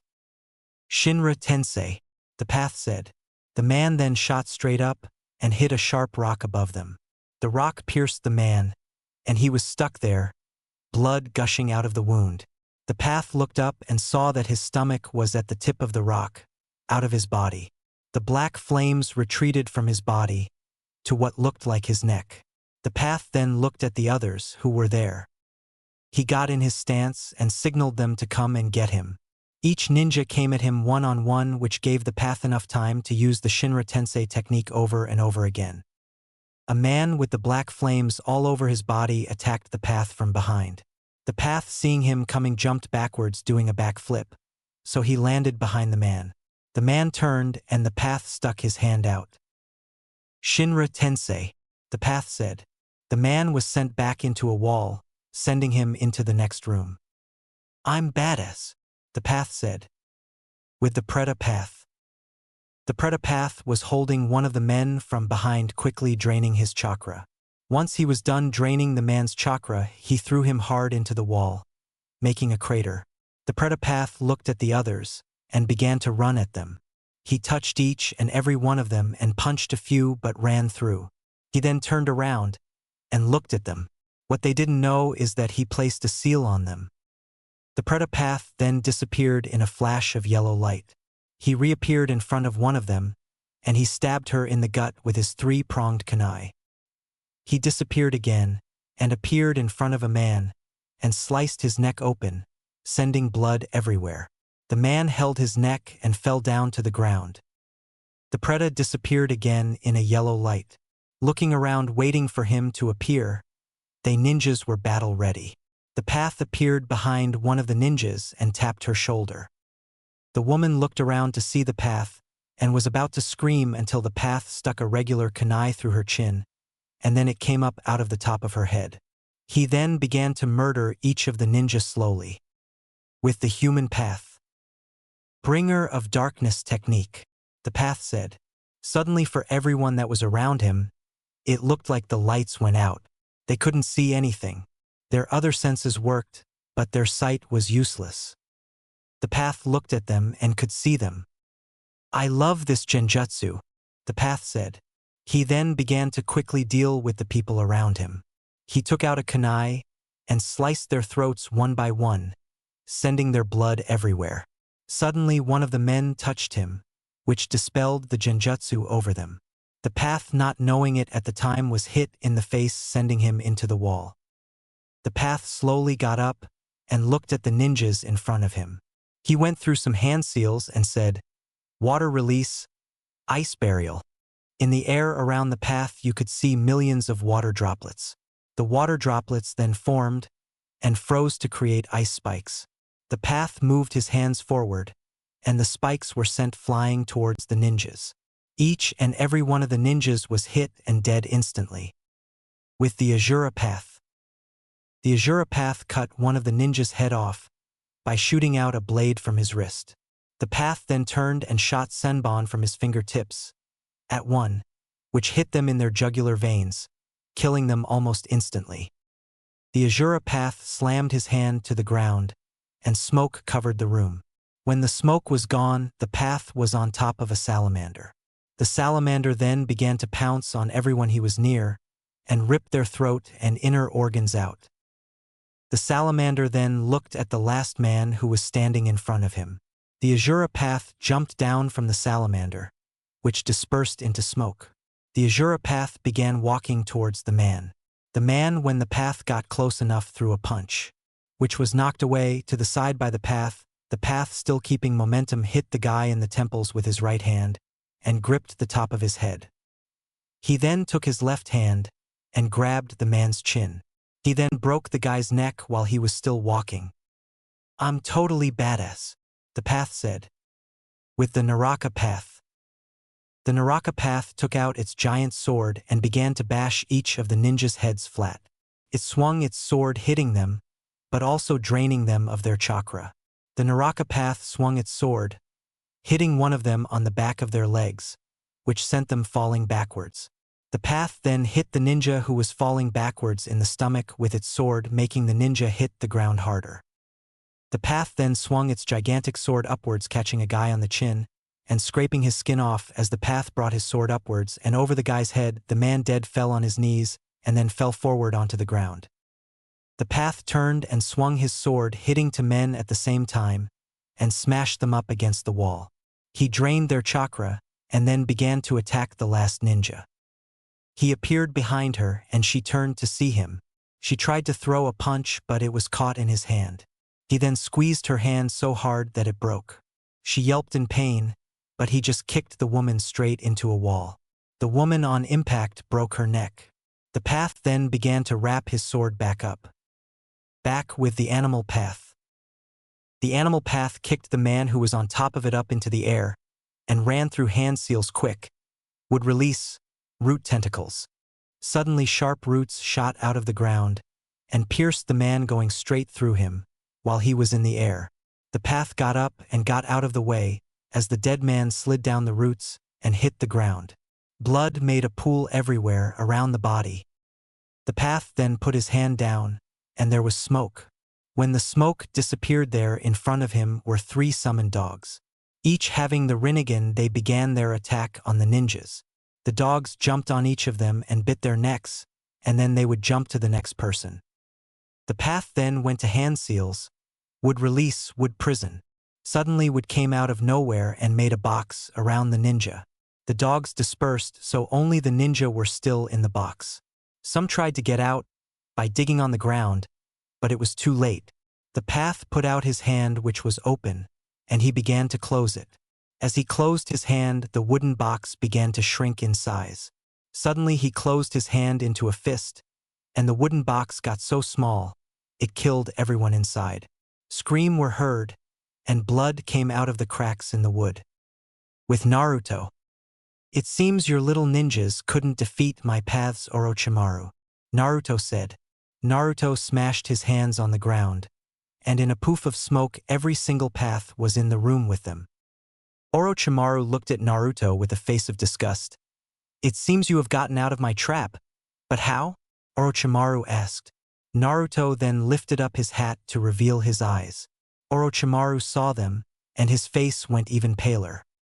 "It can't be possible. Only one person I know has those eyes, and he isn't you," Orochimaru said. Naruto knew who he was talking about. Even though he only talked to him for a second or two, he knew. "Well, it is your time to die, Orochimaru," Mizo said. Orochimaru looked at them with a smile. "It's a good thing I am not here then," Orochimaru said. Suddenly, in a poof of smoke, he and the boy disappeared. Naruto looked at the empty space in front of them with a surprise. "Damn, it wasn't him. Just a fucking Kagebushin," Mizo said. Suddenly there was a loud boom. The room then began to shake. "Shit, we have to get out of here. He must have rigged the place to blow," Naruto said. They all turned and ran through the door, which took them to where the cells were. The people in the cells were screaming for them to get them out. Mizo motioned to help them, but Naruto grabbed her and kept her going. "We cannot get out if we help them.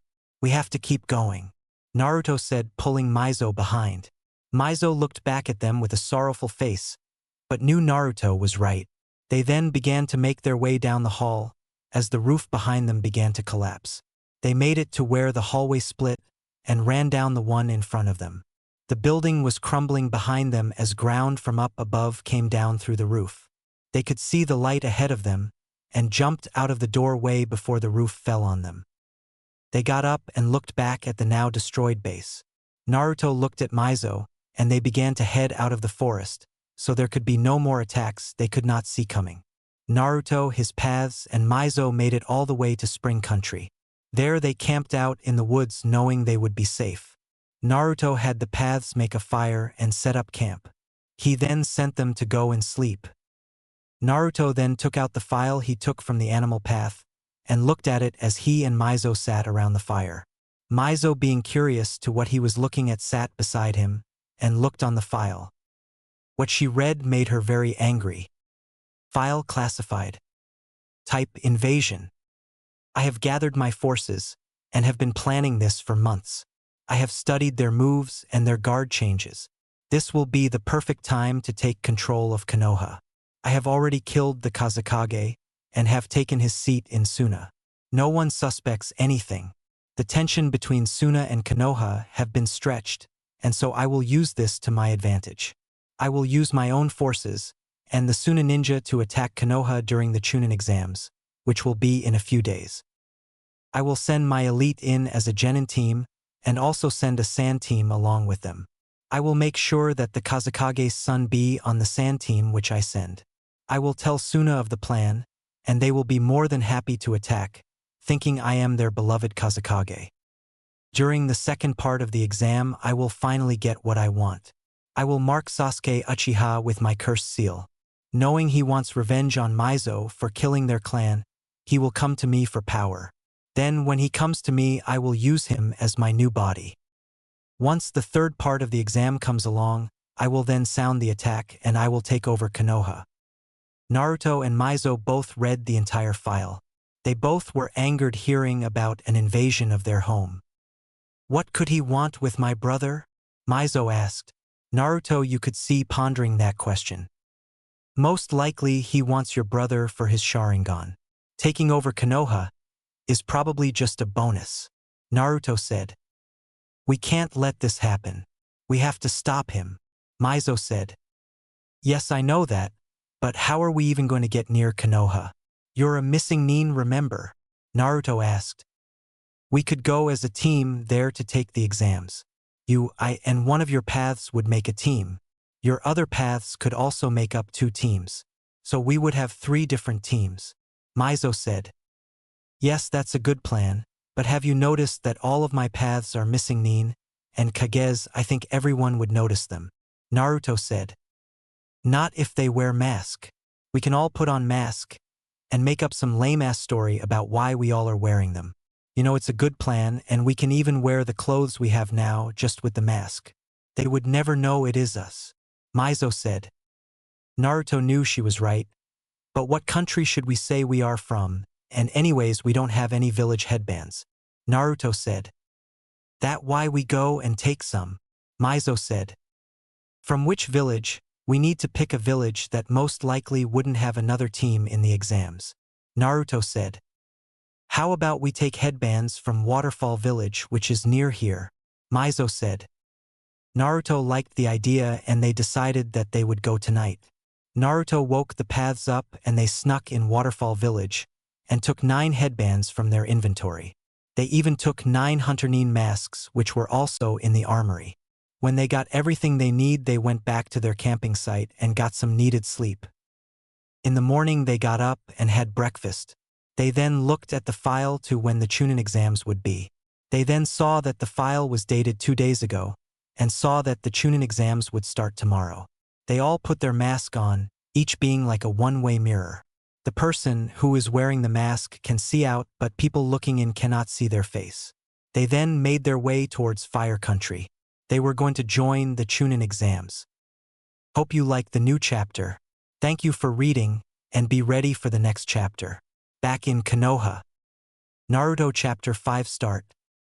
Naruto, his paths, and Mizo made their way towards the gate of Konoha. Their blood pumping now, as they are finally returning to their village. They had their hats, mask, and headbands on. Their headbands were on their left arms. They both looked ahead. They could see the gate now, and their blood was now pumping harder than ever. They were finally home. They walked up to the gates and walked straight past the guards. The guards looked at them. "Hey, stop," one of the guards said. The paths Naruto and Mizo stopped. "Show me your papers," the guard said. "Oh shit, we forgot about the papers," Mizo thought. Suddenly one of Naruto's paths pulled papers out of his cloak and handed them to the guard. The guard looked at the papers and nodded. He handed the papers back to the path. "You may go. Good luck in the Chunin exams," the guard said. They kept walking until they reached a place where they could stop. Naruto and Mizo looked at each other. "It feels good to be home, doesn't it?" Naruto said, looking around.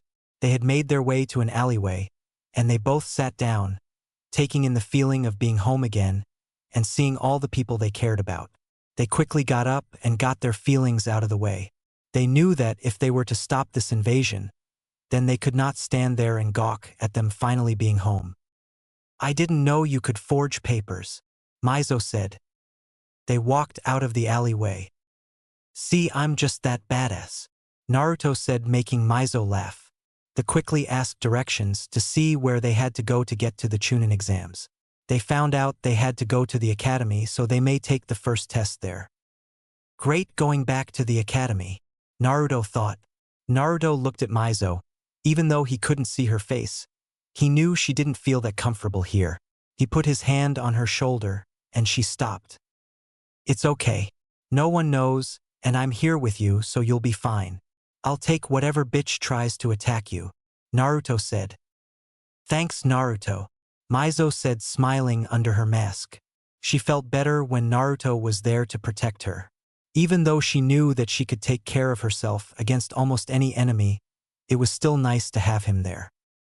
As they walked to the academy, Naruto still knowing where it was, villagers looked at them. They had something to look at. They saw 7 huge figures in cloaks and wearing straw hats and masks. Also, to make it worse, there was one that had a big-ass sword on his back. Naruto then felt something like a pull. He stopped, as did everyone following him. He turned and looked towards his right. He looked down an alleyway and saw the next street on the other side. "What's wrong?" Mizo asked. Naruto began walking down the alleyway towards the other street. Mizo followed him, but his paths kept going towards the academy. "I don't know," Naruto said. He and Mizo made their way through the alleyway and turned to see a fight about to break out. There was this one kid with a cat costume and makeup on, holding this one kid by his collar. Naruto looked at the kid and noticed he was smaller than the guy. About to step in, he saw someone from a tree nearby throw a rock and hit the cat guy in the head. The cat guy dropped the kid, which ran to a pink-haired girl in front of him. The cat guy looked up to the tree and saw the boy. Naruto looked at the boy, and so did Mizo.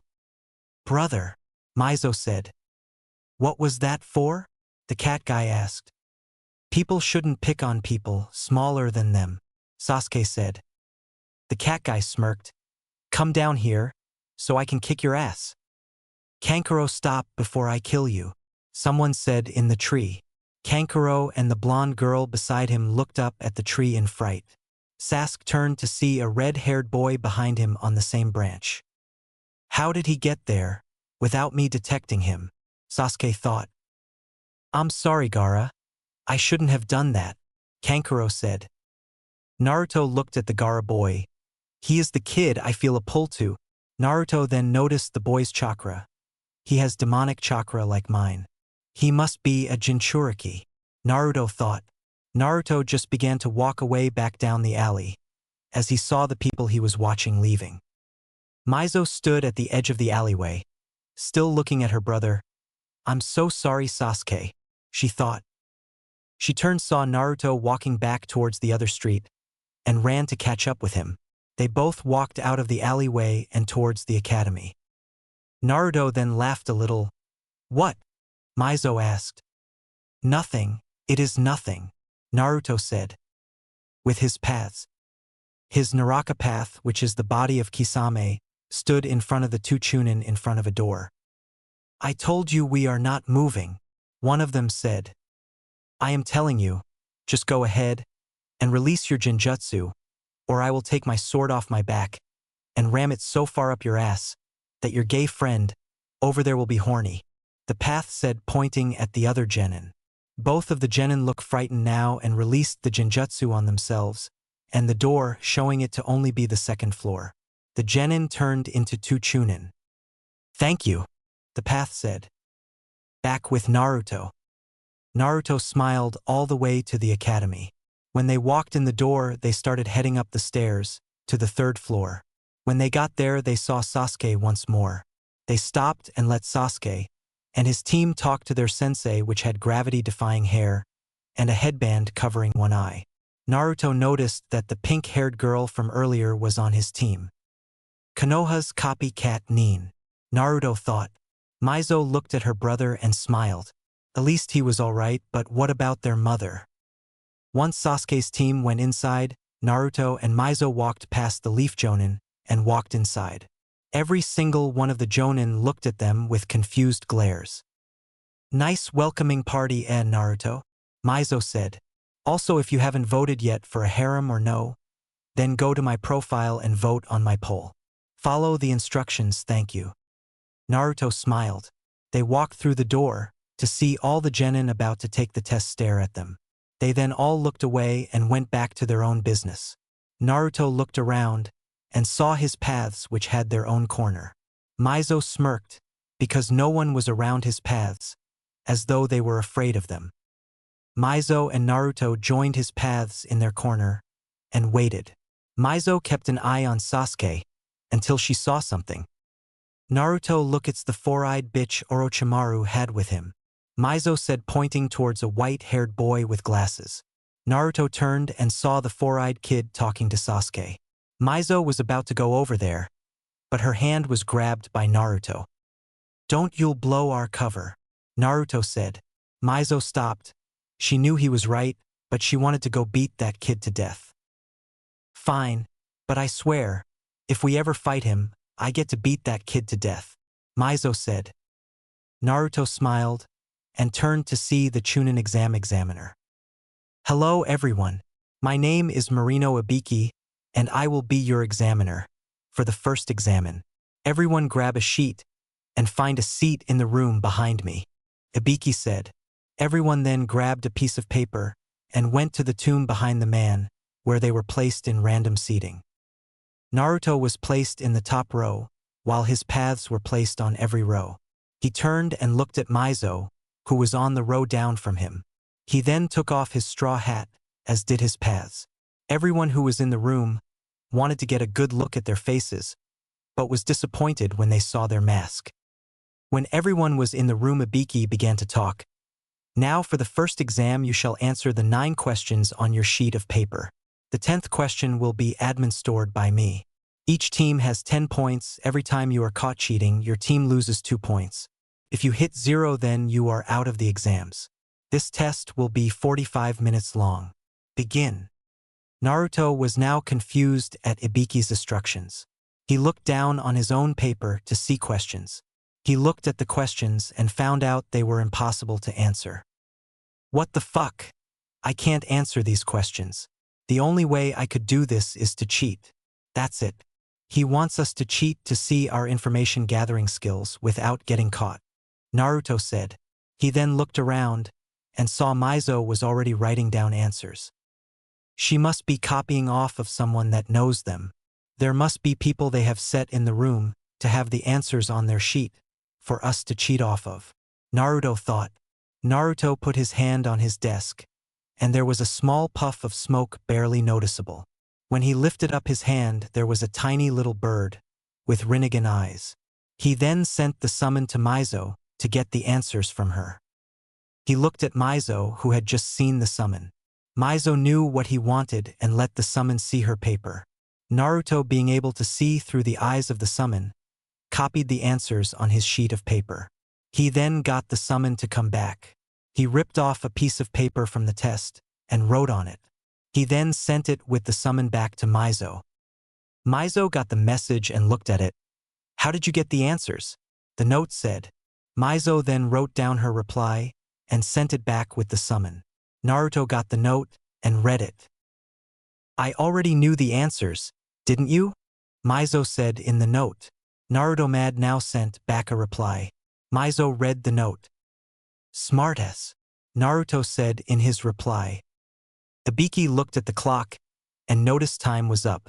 A lot of teams had been sent home because they had been caught cheating, and there was a lot of teams left. Ibiki looked at the remaining genin. "Now for your last question. If you get this answer wrong, you will be put out of the exams," Ibiki said. Everyone gulped. They didn't want to leave the exam so early. "Also, you will never be able to come back and do the Chunin exams, meaning you will always be genin," Ibiki said. Everyone hearing this was shocked, even Naruto. Mizo knew the test since she had Ibiki when she was a genin. "Now if you decide to leave, then your whole team has to leave. Choose now," Ibiki said.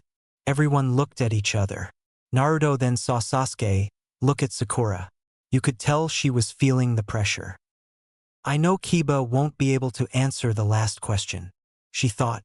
She was about to raise her hand until she saw a great stare from Sasuke. She then decided not to raise her hand to leave. Mizo smiled, liking the fact her brother would stay in. When this was done, over half the genin had left. Ibiki looked at the smaller group he had in front of them. "Well, everyone that is still here in this room passes." Hearing this, everyone was in a state of confusion except Mizo. Everyone was about to start asking questions, until suddenly a ball came flying through the window of the classroom. Everyone turned to see it was not a ball but a hot woman. Every guy looked at the new woman who was now in the room. She had purple hair, big breast, and a nice butt. Her curves were great, and she was very beautiful.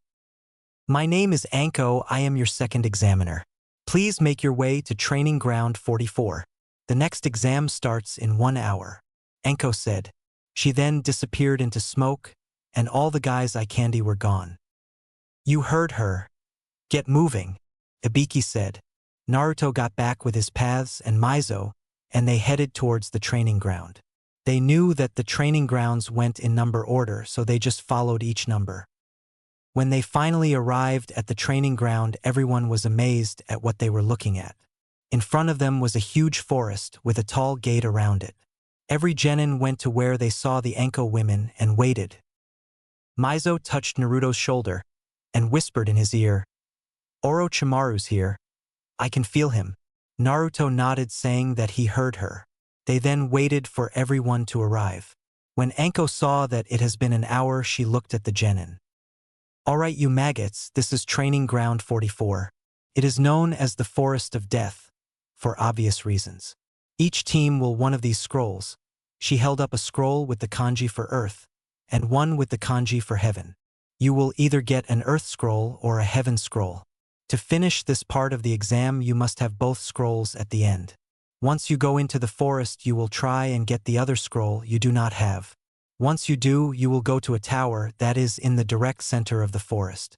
Once you have done that, you have completed my part of the exam. Also, I need you to sign these waivers, saying that I am not responsible for you if you die," Anko said. She then held up a waiver. She had everyone get one and sign it.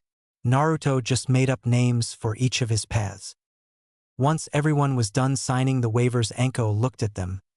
"Now to get another scroll, you will have to take it from another team. Once you have been given your scroll, you will then make your way to the gate number we will assign you and wait for the exam to start. Now everyone fall in line to get your scroll." Everyone got with their team and got in the line. Each team would go into a tent and come out with a scroll and then go to their respective gates. Naruto had a plan for an easy pass.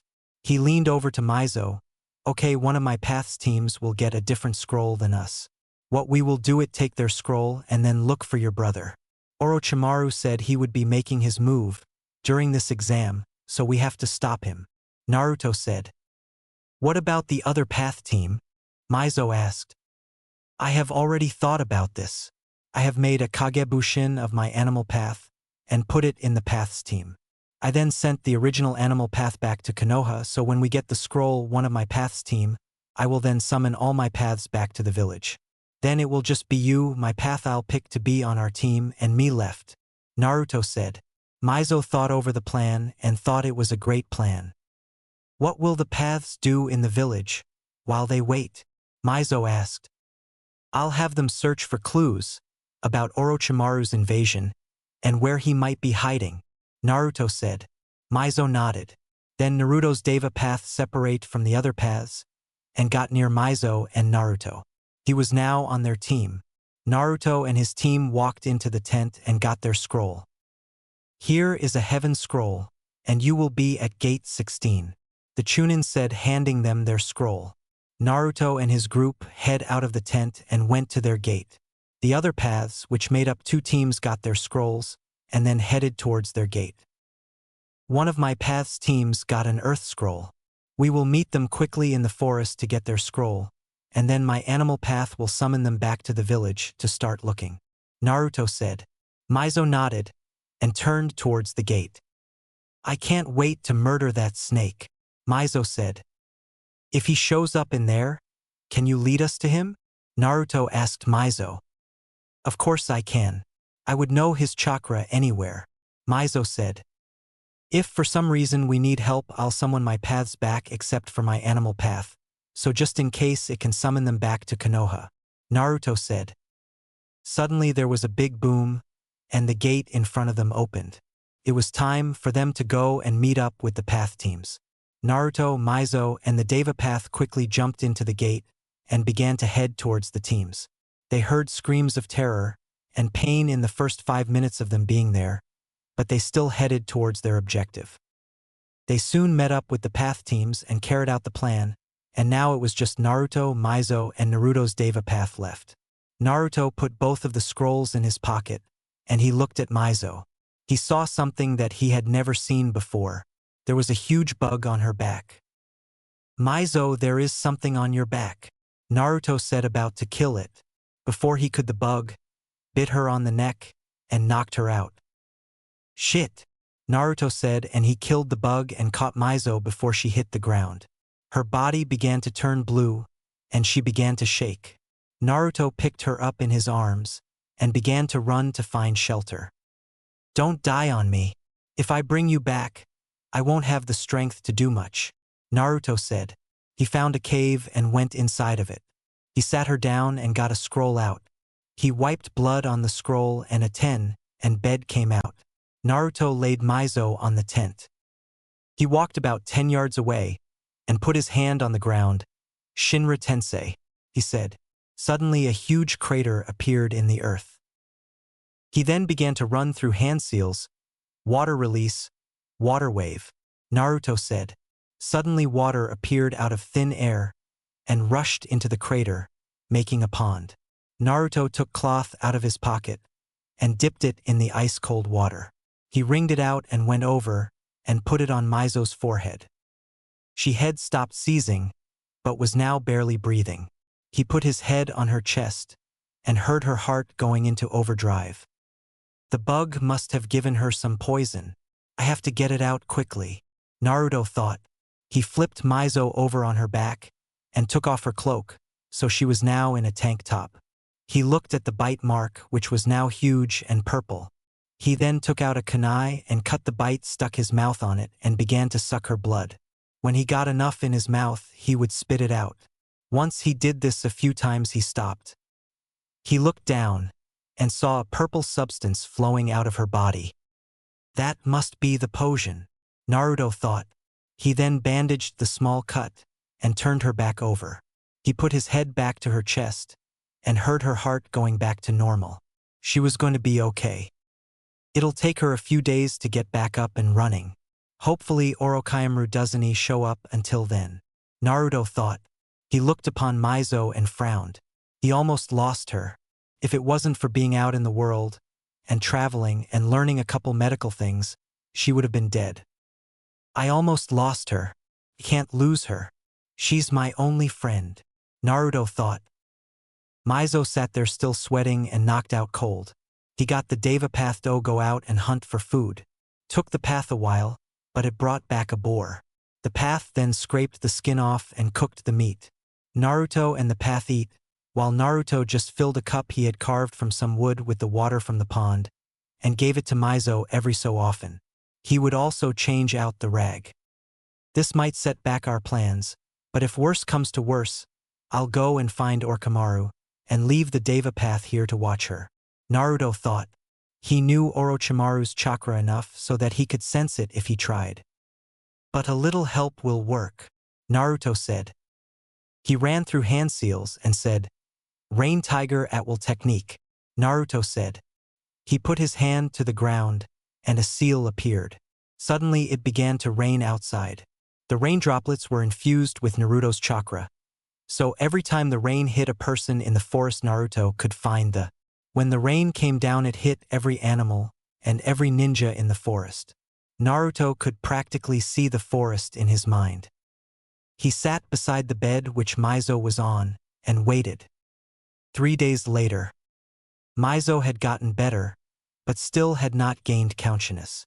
Naruto had been searching for Orochimaru's chakra for the past 3 days, but nothing had shown up. Naruto had found Sasuke and his team as they were traveling through the forest, searching for a scroll. He knew that if he followed Sasuke, he would find Orochimaru. Since he found Sasuke, he sent his Deva path to tail him just in case. So far nothing has happened. With the Deva path, the path looked around and finally found Sasuke and his teammates. They had stopped on the bottom of the forest, and they were looking at Kiba. I have to take a whiz. Can I take a piss, Sakura? Kiba said. Are you serious? Sakura answered. Kiba was jumping up and down right now because he needed to go to the bathroom. Fine, but before you go we need to make up a phrase which only we can know. So if we ever get separate, then we know if that person is who they say they are. Sasuke said. Fine, but hurry up, I need to go, Kiba said. Okay, how about this one? What are ninjas supposed to do? Look underneath the underneath, Sasuke said. Okay, got it.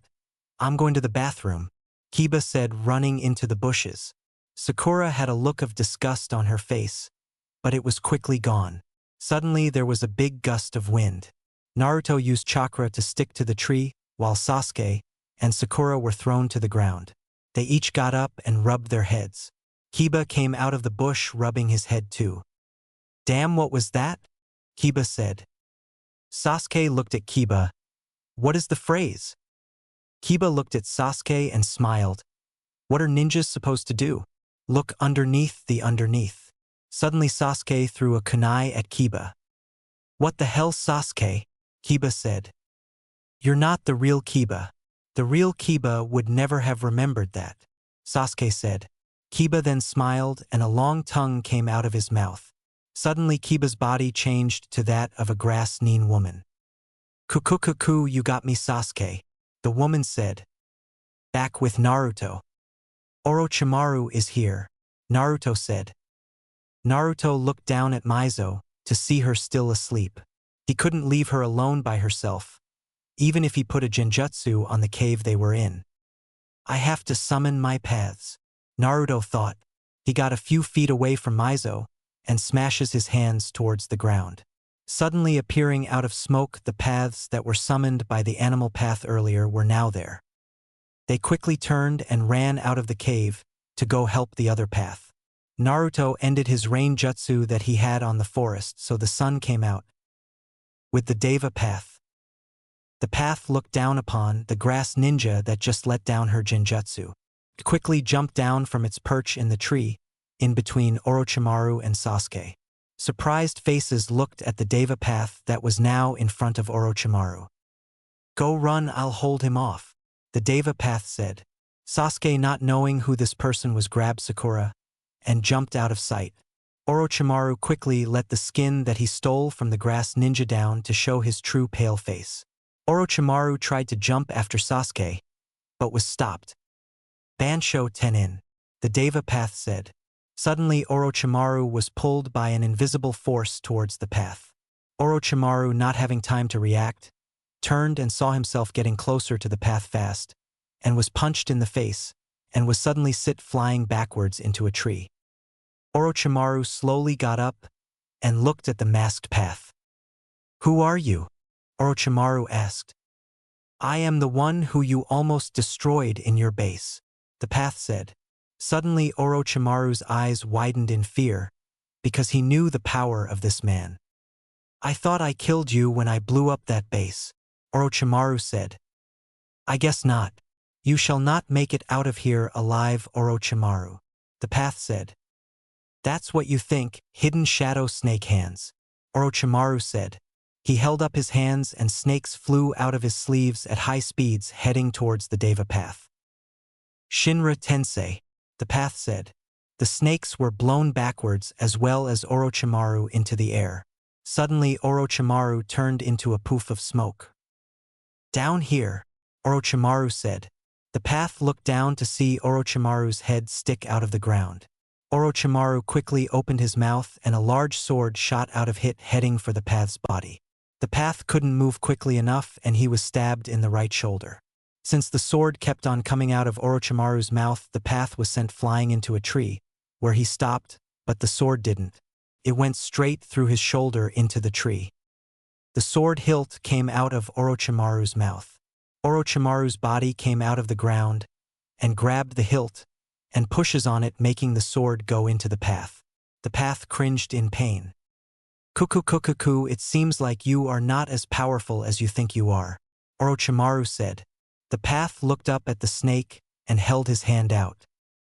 "Shinra Tensei," the path said. Suddenly an invisible force sending Orochimaru backwards and falling onto the ground, and the path took this time to take the sword out of him and throw it to the ground. Orochimaru got up quickly, took look and see the path, but the path was nowhere to be seen. The path appeared behind Orochimaru. He punched Orochimaru in the back, sending him flying into the air. Orochimaru yelped from the pain. The path then took out a chakra pole with a sharp end on it. He held it out in front of him and pointed it at Orochimaru. "Bansho Tenin," the path says. Suddenly the next thing Orochimaru knew was that he was being pulled back again, at high speeds. He looked at the path and saw the pole. He knew what was about to happen. Orochimaru then hit the pole, and it stabbed straight through his body. The path held Orochimaru there. "How does it feel to die?" the path asked Orochimaru. "Tell me when it happens to you." "Clone Great Explosion Technique," Orochimaru said. Suddenly Orochimaru blew up in a huge explosion. The path was sent flying back into many trees, knocking them down as he went through them. Orochimaru appeared in a tree above where the path stopped breathing hard. That kick that sent him flying did a lot of damage on him, and he was getting tired fast. He then saw the path slowly get up from where he landed and brush himself off. The path then looked up to where Orochimaru was in the tree. Orochimaru ran through some hand seals and said, "Temporary paralysis technique," Orochimaru said. For some reason the path could not move, and Orochimaru knew this.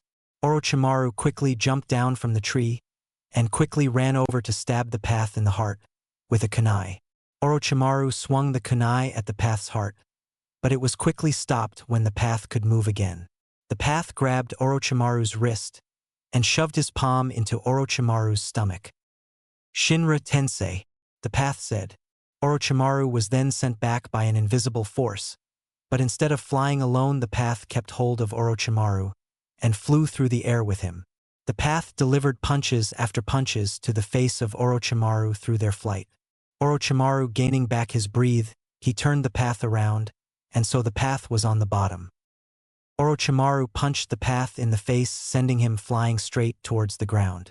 Orochimaru landed on the ground safely, and smoke arose from the impact of the path's body hitting the ground. When the smoke disappeared, Orochimaru saw that the hit made an impact in the ground. He then saw the path's body. If I remember the Jujutsu right, there are more of you. I can't defeat all of you. I can sure as hell defeat one of you, Orochimaru said. The path in the crater slowly began to get up. When he got up, he brushed himself off and looked at Orochimaru. Orochimaru was in shock that the path actually got back up. You are becoming a real nuisance, the path said. The path was worn out and you could tell. It had maybe half of its energy left. How are you still able to get back up? Orochimaru asked. The path answered by starting to go through hand seals, demonic ice crystal mirrors. Suddenly ice mirrors formed around Orochimaru. They were all separate by small cracks, but they were reflecting Orochimaru's image everywhere. Suddenly the Deva path appeared in all of them. It is your time to die, the path said. Suddenly the path threw a kunai at Orochimaru. Since his image was reflected, Orochimaru had no idea where the kunai was coming from and was hit in the leg. Flashback. Naruto was making his way towards the land of water. He had been traveling for days now and needed a place to rest.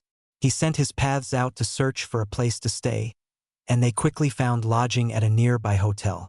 Naruto began to make his way there when he heard crying. He followed the crying until he found a little boy on a bridge crying. He walked over to the little boy and put his hand on his shoulder. What's wrong? Naruto asked. The boy couldn't be much younger than him, but he thought he could still help. The boy looked up to see Naruto there and frowned. I killed my family, the boy said. How could you do that? You are just a small boy, Naruto asked. The boy then held out his hand and water droplets began to form above his hand. Suddenly they froze and created ice. He can use ice release, Naruto thought. My father killed my mother, then attacked me. I killed him by creating ice just like I did just now, the boy said. I can do that to see, Naruto said. Naruto held out his hand and did the same thing the boy did. The boy looked in amazement. This other boy could do the same thing he could. You can do it just like me, the boy said. Yes, I can. I can do it quite well. I can stay here and teach you for a while, but I'll have to go, Naruto said. The boy smiled and hugged Naruto. What is your name? Naruto asked. My name is Haku, the boy said. Flashback end. Orochimaru pulled the kunai out of his leg and waited for the path's next move. The path quickly jumped out of the one mirror he was in and punched Orochimaru in the face, sending him to the ground. The path then quickly jumped into another mirror. Orochimaru slowly got up and stood in his defensive stance. He somehow moves faster while using this jutsu, Orochimaru thought. The path then jumped out of the mirror he was in and attacked Orochimaru. Orochimaru caught a glimpse of him and bit his thumb. He then wiped it on a tattoo on his arm. I have you now, summoning jutsu, Orochimaru said. There was a large poof of smoke. The path's mirrors were now just water on THR ground, and the Deva path was thrown far away into a rock, which he cracked when he hit. Orochimaru now stood on a huge snake easily as big as a tower in Amigakure. The path fell off the rock onto the ground and hit the ground. Orochimaru, you better have sacrifices for me to have, since you have summoned me here, the giant snake said. I'll give you sacrifices, once you eat him, Orochimaru said, pointing towards the Deva path which was now on the ground. The giant snake now looked at the Deva path, and it hissed. The Deva path slowly got to its feet and looked at Orochimaru on his giant snake. That shot took a lot out of him. He smashed his hand to the ground, and a pillar of smoke, just as big as Orochimaru's summoned smoke, came into the air. When it disappeared, a giant six-headed dog was in its place. Each of the eyes of the six-headed dog had the Rinnegan, and they were all staring at Orochimaru. The dog suddenly began to run towards the giant snake. The giant snake with Orochimaru on its head shot at the dog with great speed. The snake almost bit the dog, but when it was close enough the dog split into 6 different dogs, and they all dodged the attack. Each dog then used their own speed to bite down on the snake. The snake hissed in pain, and then disappeared in a cloud of smoke. Following suit, the dogs disappeared also. This battle has probably caused a lot of fuss. I have to end this quickly before the Umbu, or even the Hokage get here, Orochimaru thought. Orochimaru landed on a tree branch near the Deva path and looked down on him. It has been really great seeing you, but I must leave, Orochimaru said. He was about to leave when suddenly he was surrounded by the other paths of pain. They had finally made it to the battle scene. You've got to be shitting me, Orochimaru said. Nope, the human path said as the path punched Orochimaru, sending him flying through the air. While in mid-air, the Azura path appeared above him and kicked him downwards towards the ground. Orochimaru could no longer breathe since he was kicked so hard in the gut. The Deva path tired fell down and watched the battle going on in front of him. Orochimaru hit the ground with such power that it sent smoke flying everywhere. When the smoke disappeared, there was a huge crater with Orochimaru in the middle of it. They are here, I must leave, Orochimaru said. He then began to sink into the ground. The paths, seeing this all, jumped in the crater about to stop him, but it was too late. Orochimaru was gone. The Deva path, now able to move, walked over to the crater. With Naruto. Shit, he got away. I need to summon the Deva path here so we can go on to the next round. The others can just be summoned back into the village to continue their search, Naruto thought. At that time, the animal path summoned them back to Konoha to continue searching. Naruto himself then summoned the Deva path back to him. With the little medical jutsu that he knew, Naruto healed most of his wounds, but the Deva path still had to rest. Suddenly, as he was doing his medical jutsu, red chakra began to cover the Deva path's body. The red chakra healed all of the Deva path's wounds, and when the red chakra receded, the Deva path didn't even have a scratch on him. Must have been the fox, Naruto thought. He then turned his attention back to Mizo.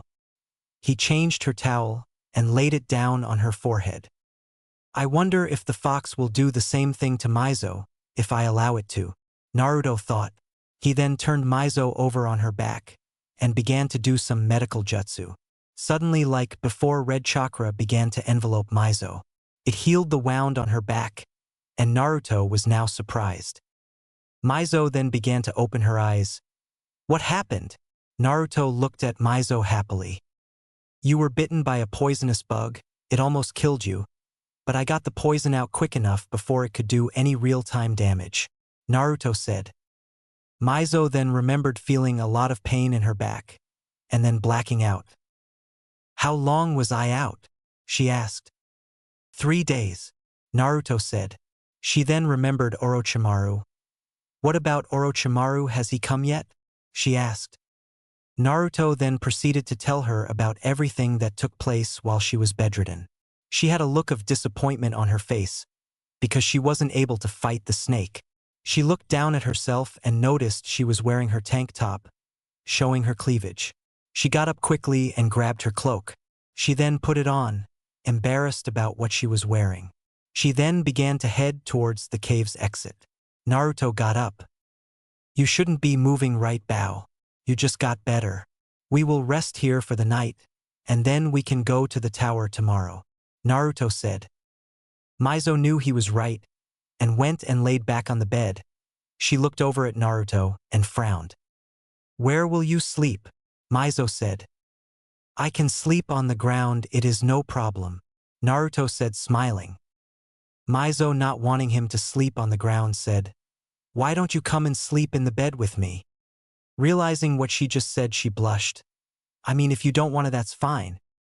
Naruto blushed also, but climbed in the bed and faced away from Mizo. Thank you, he said. No problem, Mizo said.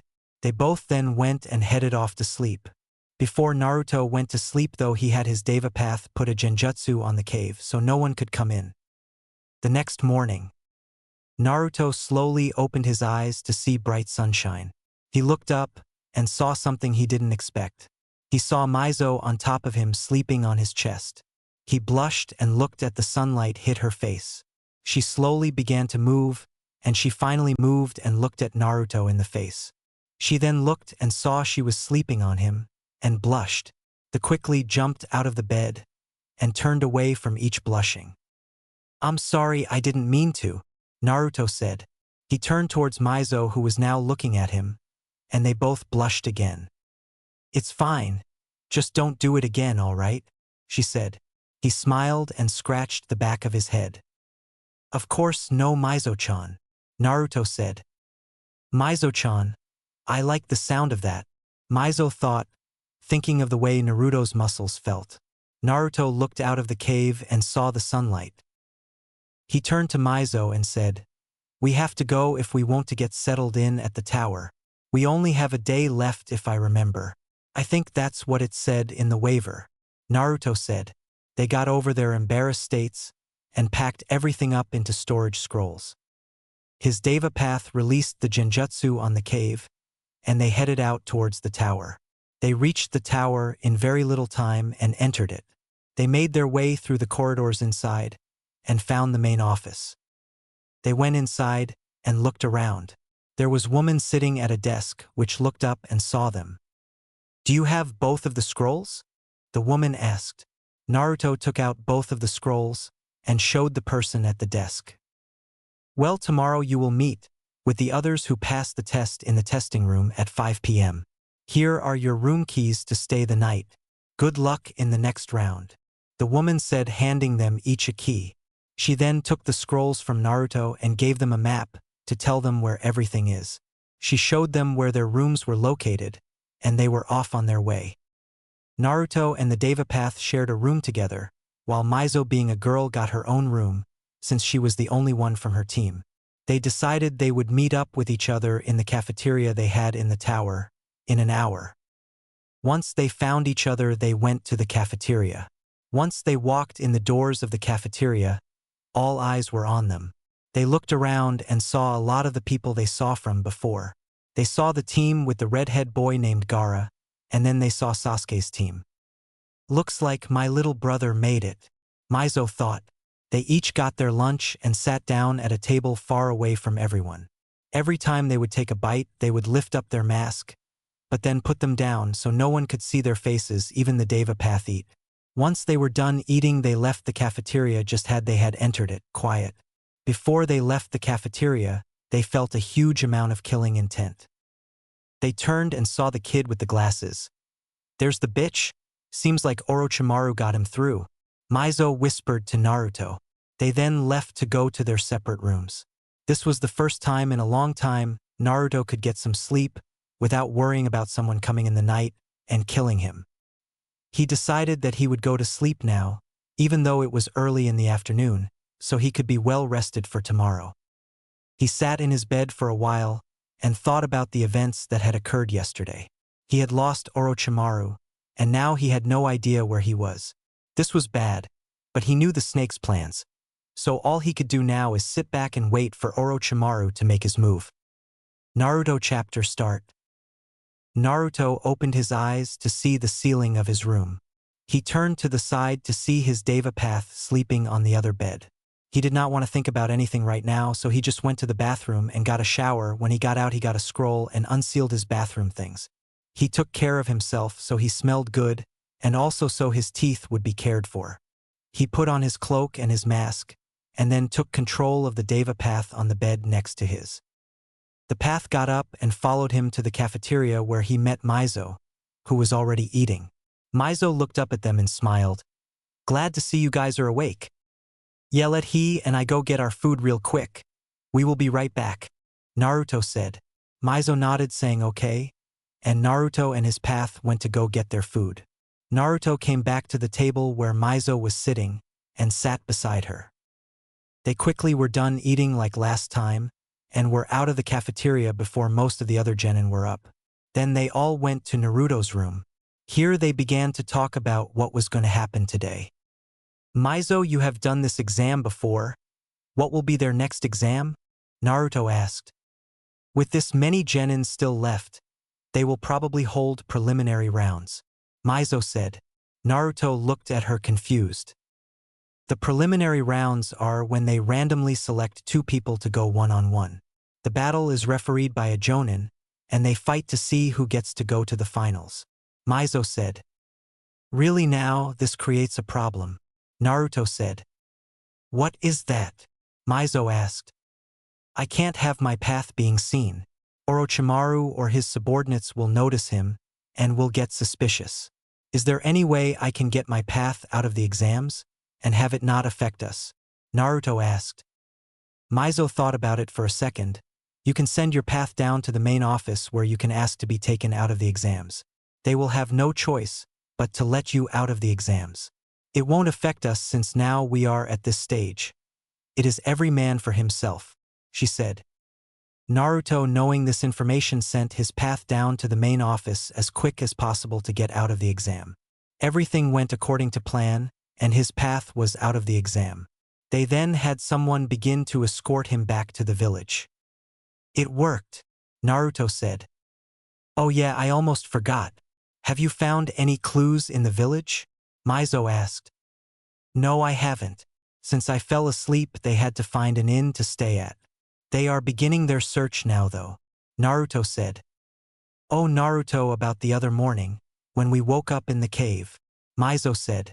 Naruto, hearing this, blushed. Yeah, what about it? He asked. We have been traveling together for a while, and ever since then I have had these feelings for you, Maizo said. What kind of feelings? Naruto asked. Maizo leaned in closer, so her face was inches from his. I think I love you, Maizo said. While you were almost dying, my heart broke. I felt I was going to lose you. I thought I would lose my best friend. I guess now that you say something, it was more than that. I think I love you, Elastash, Naruto said. Before he could finish his last word, Maizo locked lips with him. Maizo put her hands behind his head to pull him closer, to heighten the heated kiss. Naruto picked her up and put her back against the wall as he kisses her harder. He grabbed her right leg and made it wrap around his waist. He put his hand on her waist as they continued to make out. They did this for the next 5 minutes before they stopped to realize what they were doing. Naruto set her down on his bed, while he sat down on the other one. They both looked at each other. What does this mean? Naruto asked.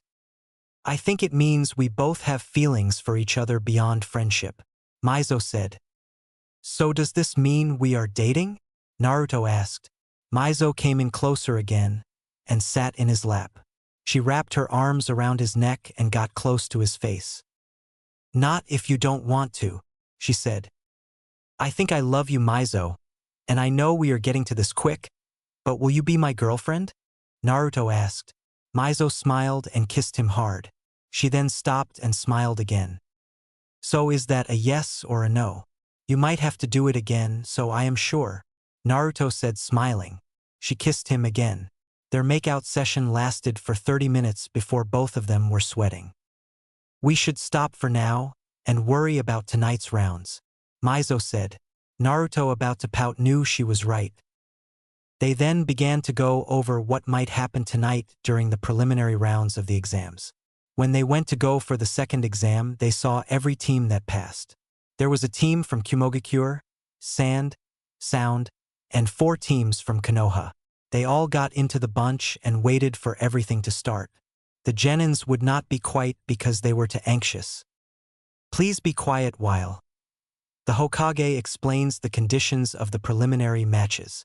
It took the sickly special jonin almost twice as long to make the short speech, interrupted as it was by coughing spells. The crowd of tense genin quieted down. By now, people had digested the fact that a significantly smaller number of teams had emerged from the forest of death than anticipated. And without exception, they all looked like hell. Most of the Konoha proctors chalked it up to Anko's presence at the exam, but others wondered what had really happened. Thank you, Hayate. The Hokage rose and directed the full weight of his imperious presence toward the genin. The first 2 portions of the exam-tested skills required of Chunin-ranked ninja. Can you gather information without giving any away? Do you have the inner resolve to do what is required? Are you resourceful enough to survive in a hostile environment? All of you have performed admirably in those areas. The Hokage's words drew loud cheers as smiles broke out all around him. Naruto was impressed by the old man's skillful performance, which appeared sincere and genuine. As Hokage, Sarutobi must realize how hopelessly ill-prepared these genin were for what was to come. But he was the Kage of Konoha and Konoha only. That last bit was an important fact that many seem to forget. Sarutobi Dano was not, contrary to popular belief, the guardian peacemaker of the entire world. Now that we have everything situated, let's begin the preliminaries for the third exam. These matches will be one-on-one battles which you will be fighting as though you were in a real-life confrontations. Now, since we have 24 participants, we are going to be doing 12 matches and the winners will advance to the finals. There will be no rules and you must fight until either your opponent dies, is unconscious, or forfeits. However, if Hayate says the match is over, do not continue, otherwise he will intervene and you might be joining your opponent in the hospital. Understood? The Hokage said. This scoreboard will randomly select 2 names. Once your name is selected on the board, please enter the arena while the others go up to the upper levels. The Hokage continued. Now, is there anyone that does not want to be in the Chunin exams any longer because they are too weak to fight from the second exam? Hayate asked. Naruto noticed Kankuro from Gaara's team raised his hand. He then saw the gray-haired boy with the glasses, who was Orochimaru's henchman, raise his hand also. Anyone else? Okay, you two will be escorted out of the building until examens are done. Hayate said. They were escorted out of the building. Hayate turned to the others. Now the preliminaries have begun. The 2 that see their name on the board behind me stay behind. The rest go up to the balconies. The moment he finished, the board came alive and began to cycle through the contestants before finally landing 2 names. Everyone else went up to the balconies to watch. I can't wait to see what power Konoha has, Naruto said. Akimichi Chuji versus Tsurugi Misumi. Chuji gulped loudly while Misumi just smirked under the veil that hid the lower part of his face. The rest of the genin gave the 2 a glance before going up to the catwalks, while the other 2 members of Team 10 gave the tubby boy a small reassuring smile. Once everyone was off the arena floor, Hayate stepped in the middle of the 2 boys before announcing the first match. The first match of the preliminary rounds between Akimichi Chuji and Tsurugi Misumi will begin now, shouted Hayate before dashing back a bit. The moment she finished, Misumi rushed forward and reared his right fist back before launching a punch that was aimed at the tubby boy's face. The said boy ducked under the attack and did a small roll to the side to avoid a kick that would have sent him flying. After getting a little distance, he formed 3 seals before rearing his own fist back. Bubenbaika no Jutsu, yelled the boy before launching it at his opponent. Chuji gritted his teeth when he saw his opponent parry his attack and come rushing towards him. The man reared his fist back again, only this time, when he launched it, his whole arm stretched a full 8 feet and hit him square in his left cheek. Choji quickly returned to his feet, and since his jutsu was cancelled, his arm was now back to normal. How did you dash? The man only chuckled before answering. I have the ability to manipulate my body. I can pop my bones out of their sockets and use my chakra to move my soft muscle tissue. Basically, I can stretch myself from as far as I wish so long as it's not too far. But since we are in this arena, I have perfect range to hit you with it. With that said, he cocked his fist back once more and sent it straight at the boy again. This time, however, Choji was ready and dodged the punch before grabbing his arm and, with little effort, swung him towards the wall where he collided with brutal force. The said man groaned as he climbed to his feet, only to look up and see the big-boned genin's gigantic fist come crashing down towards him. Cursing lightly, he quickly rolled to the side before rushing forward. Choji quickly cancelled his jutsu again before jumping back to avoid a kick that was aimed at his ribs.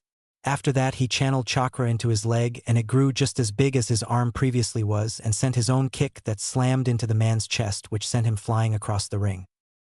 Choji panted a bit while cancelling the jutsu again as he felt his chakra starting to get low. He knew he had enough for a few more attacks, so he rushed forward and prepared to launch another gigantic punch towards his opponent when he saw a fist come rocketing towards his face. Choji could do nothing as the punch came closer and closer until he was sent off his feet due to the attack. Just when he was about to go skidding along the ground, he felt another hand grasp his ankle before being tossed into the wall. Misumi's arm retracted. He took his opportunity to rush forward while the boy groaned as he attempted to get to his feet. As the boy staggered, Misumi sent another punch to the boy's face before using his other arm to wrap around the boy's neck. "Move any more and I'll snap your neck," threatened Misumi while applying pressure to emphasize his point. Choji stayed still for a moment before smirking to himself. "Good luck doing that after this," the boy grunted before slamming his hands together into a seal. "Baika no jutsu." Instantly the boy's stomach grew to where he looked like a giant ball. This made Misumi raise an eyebrow since he still had a hold the boy. Just when he was about to put pressure on the boy's neck, he felt the boy's head slip out of his hold, and before he knew what was happening, the Choji quickly rolled forward. The bystanders all winced when they heard the sound of crushing bones. When Choji stopped spinning, he turned and saw Misumi's limp form behind him. Hayate walked over and checked his pulse and shook his head. The boy had been crushed, and she knew that nothing could have changed that. "Winner, Akimichi Choji," Hayate said. Naruto and Maizo looked down upon the battle that just had happened. These genin were very good for their age, but not even close to him. Even though he was the same age as them, he still had more power than they could ever dream of having. Once the medics came and picked up the crushed boy, the board began to pick another two combatants. Naruto looked to see the Chuji kid being congratulated by his team. The board then stopped on the next two names. Sabaku no Temari versus Maizo Takaini. "Looks like you have an early fight, Maizo. Go and kick some ass," Naruto said. Maizo only raised an eyebrow before walking down the stairs while Temari did the same. Once both participants got the battle floor, Haku called the fight and both jumped back to get some space. "Wow, that's the best name Maizo could come up with, was Takaini," Naruto thought. Maizo stood confidently while Temari looked rather concerned. She didn't really know what this one could do, and she doubted she should take her lightly. Just as Temari was about to take out her fan and do some damage to Maizo, Maizo just sighed. "I really don't feel like playing with you, so I'm going to end this now," stated the Maizo calmly. Before Kin could even say a word in response, Maizo rushed at Temari with such speed and hit her upwards into the air. Maizo then jumped into the air after her and kicked Temari back down to earth. Temari, slow to get up, looked at Maizo. "Dai Kamaitachi." With her jutsu called, she swung her giant fan, and instantly a small tornado was shot out towards Maizo before she was hurled into the air and received multiple cuts from the fierce winds. Maizo screamed in pain as the winds continued to cut across her flesh and some of her clothing. As the winds began to die down, she felt herself start to descend towards the arena floor. Maizo quickly turned in the air and fell down towards Temari at high speeds. Temari, not being able to react, was hit in the face with a giant punch, sending her into the floor and making a giant crater. Hayate ran over to the now unconscious Temari. He checked her vitals and said, "Winner, Maizo Takaini." Everyone in the audience just watched as Temari was picked up in a stretcher and taken to the infirmary. Maizo walked back up to where Naruto was in the stands and smiled under her mask. Naruto leaned down to her ear. "Nice one, but did you really put your last name as Takaini on the waiver?" Naruto asked. "Yeah, what's wrong with it?" Maizo asked. "Oh, nothing," Naruto said. The board began to pick fighters again until it stopped. "Remind me not to piss her off," mumbled Kiba. Akidu Yoroi versus Hyuga Niji. Yoroi frowned under his veil while Niji stayed emotionless. As the two walked down to the arena, Naruto said good luck to the Hyuga as he passed him by. Niji, not knowing how to take this, just nodded his head. Hyuga Niji versus Akidu Yoroi. Begin. Niji only sighed before calmly entering his Juken stance while Yoroi flashed through a few seals. After he finished his set of seals, his hand began to glow blue as the chakra flowed through it. Once done, the man charged the Hyuga prodigy with his one glowing palm reared back. Niji just waited patently until the man was into striking range before activating his Byakugan and ducking under the man's attack while pressing down on the Tenketsu points in his arms. Yoroi cursed when he felt the chakra leave his hand before jumping back to avoid a Juken palm to the abdomen. Once he gained some distance, he quickly pulled out 3 kunai and tossed them at the young Hyuga while his back was turned. The boy didn't move as the deadly weapons came closer towards him, but instead pulled out a kunai of his own and deflected all 3 before tossing it at high speeds towards his opponent. The man quickly rolled to the side to avoid it, only to feel a great amount of pain hit him in the shoulder, courtesy of Niji, who was now moving to attack once more. Before the boy could attack, however, the man lunged his glowing hand forward and went to make grab at his forehead, only to be denied as Niji shifted his head to left, just barely missing the attack but close enough to feel his chakra being drained. So that's what he's trying to do, thought Niji with a smirk. Clever, but you can't expect to catch me with that speed. With this thought in mind, he waited for the man to try once more. Niji's smirk widened somewhat as Yoroi didn't disappoint him, as the man lunged towards him again.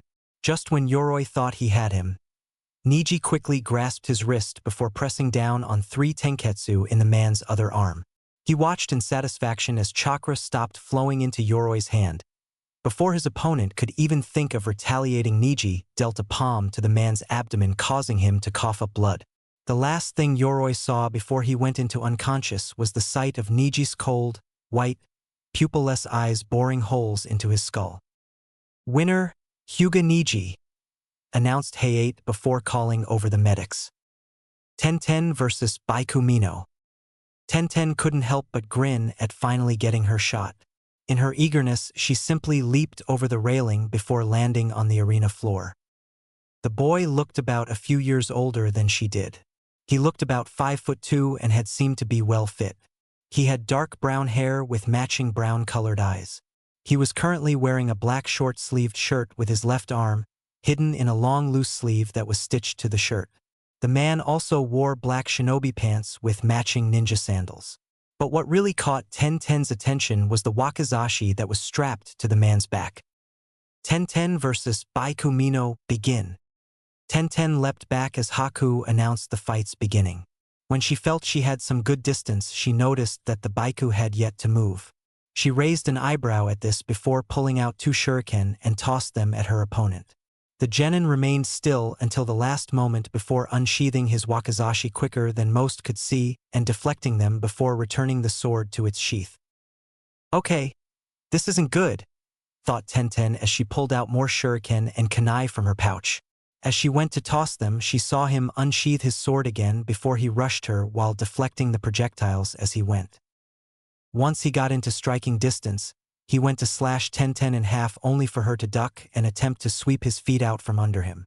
He jumped over it and thrust his blade towards her in an attempt to stab her. He was happy to note that he succeeded, only to be disgruntled when she puffed into smoke to reveal a block of concrete. He glanced over his shoulder to see Tenten a few feet away from him on one knee with 2 scrolls on each side of her while performing a few seals. "Sushuryu," shouted the girl before a giant plum of smoke obscured Baiku's view. Suddenly, the forms of 2 dragons swirling around each other appeared out of the smoke before dispersing, showing 2 sets of scrolls being unraveled. Throughout the whole sight, Baiku still didn't move. Even when he saw Tenten jump in the middle of the scrolls, he stood still. He just patently waited for the attack to commence, knowing that whatever was going to happen, he was prepared. Up in the air, Tenten grasped the projectiles coming forth from the 2 scrolls before tossing that at her opponent with pinpoint accuracy. However, no matter how many weapons she threw at him, he would deflect them or dodge with relative ease. Soon, all her weapons lay on the arena floor while Baiku stood in the middle, while staring up at her with a bored expression on his face. Tenten gritted her teeth in frustration as she went to retrieve her weapons with the wire attached to them when she realized that the wires had been cut. "He wasn't just deflecting my weapons," thought Tenten frantically. "He was cutting the wire off as well." Baiku smirked as he saw her look of panic before leaping towards the girl, who was still relatively high in the air. As he went to unsheath his sword, he saw Tenten's eyes widen slightly as she went to pull out some sort of weapon only to find nothing but another scroll. Baiku went to slash Tenten's arm off, only to sweat drop when he was hit by the butt end of a scroll. Leave it to Tenten to find other uses for a storage scroll, thought the Lee dryly while others proceeded to sweat drop as well. Can't believe that worked, thought Tenten sheepishly as she landed on the arena floor. Tenten watched as Baiku flipped midair before landing on his feet. He glared at her while sheathing his sword. She suppressed a giggle when she saw the red mark left from the butt of the scroll which had hit him directly in the forehead.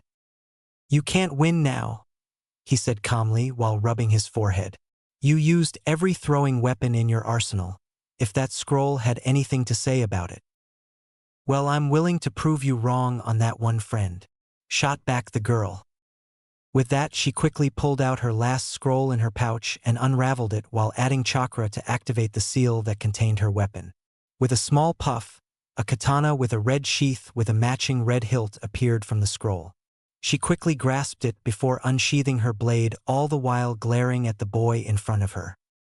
Baiku only raised an eyebrow at her actions before dismissing it as he prepared to attack again. He was pretty surprised when she stuck her sword's blade into the ground before kneeling down and lifting her pants leg up a bit to show a pair of small ankle weights. "A few pounds won't make a difference," said Baiku smugly. Tenten didn't reply instead. She just casually took off the 2 ankle weights until she was holding them in the palm of each hand. She then smiled sweetly before tossing them over her shoulders towards the wall. The moment the weights connected with the wall, it shook as the 2 objects embedded themselves into it, while creating small cracks that stretched out about a few centimeters away from each hole. "A few pounds won't make a difference, huh?" asked Tenten while still smiling sweetly before it was replaced with a scowl. "You shouldn't have underestimated me. Now you're going to regret it." The moment those words left her lips, she grabbed the hilt of her sword and rushed forward at an alarming rate. Baiku, who had not been expecting this, barely managed to unsheath his sword to block the attack only to have powerful kick connect with his ribs. Before Baiku could gather his bearings, he had to duck under another swing from Tenten's blade which cut a few strands of his hair. Getting annoyed, he quickly made a diagonal slash only for it to be blocked by the brunette. The 2 struggled for a bit before Baiku put as much strength into pushing the girl off his sword and thrusting his own blade towards her neck. Tenten quickly jumped back to avoid it while sporting a shallow cut on the side of her neck before turning to block a vertical strike that aimed to cut her in half. After another struggle of power, Tenten finally managed to push the boy's sword off her before making her own vertical strike, which managed to cut the genin across the chest, which penetrated the skin. He groaned in pain as he felt the blood start oozing out of the wound before having to dodge another sword swipe from the weapon's mistress. As Baiku went to make another horizontal strike, Tenten ducked under the attack, and as the blade went over her head, she quickly grabbed his wrist and, with the genin's own momentum, pulled him over her, causing him to be slammed onto his back and his weapon to leave his hand and go skidding across the ground. Tenten smirked as the boy now lay on the ground before grabbing one of her nearby kunai and placing it at the boy's neck. "I win," whispered Tenten before looking at Hayate. "Winner, Tenten." Naruto looked down on the weapon's mistress with high respects. She was a very powerful ninja. You didn't see too many female ninja that were very great. Naruto then looked and saw the board picking again. Yamanaka Ino versus Haruno Sakura.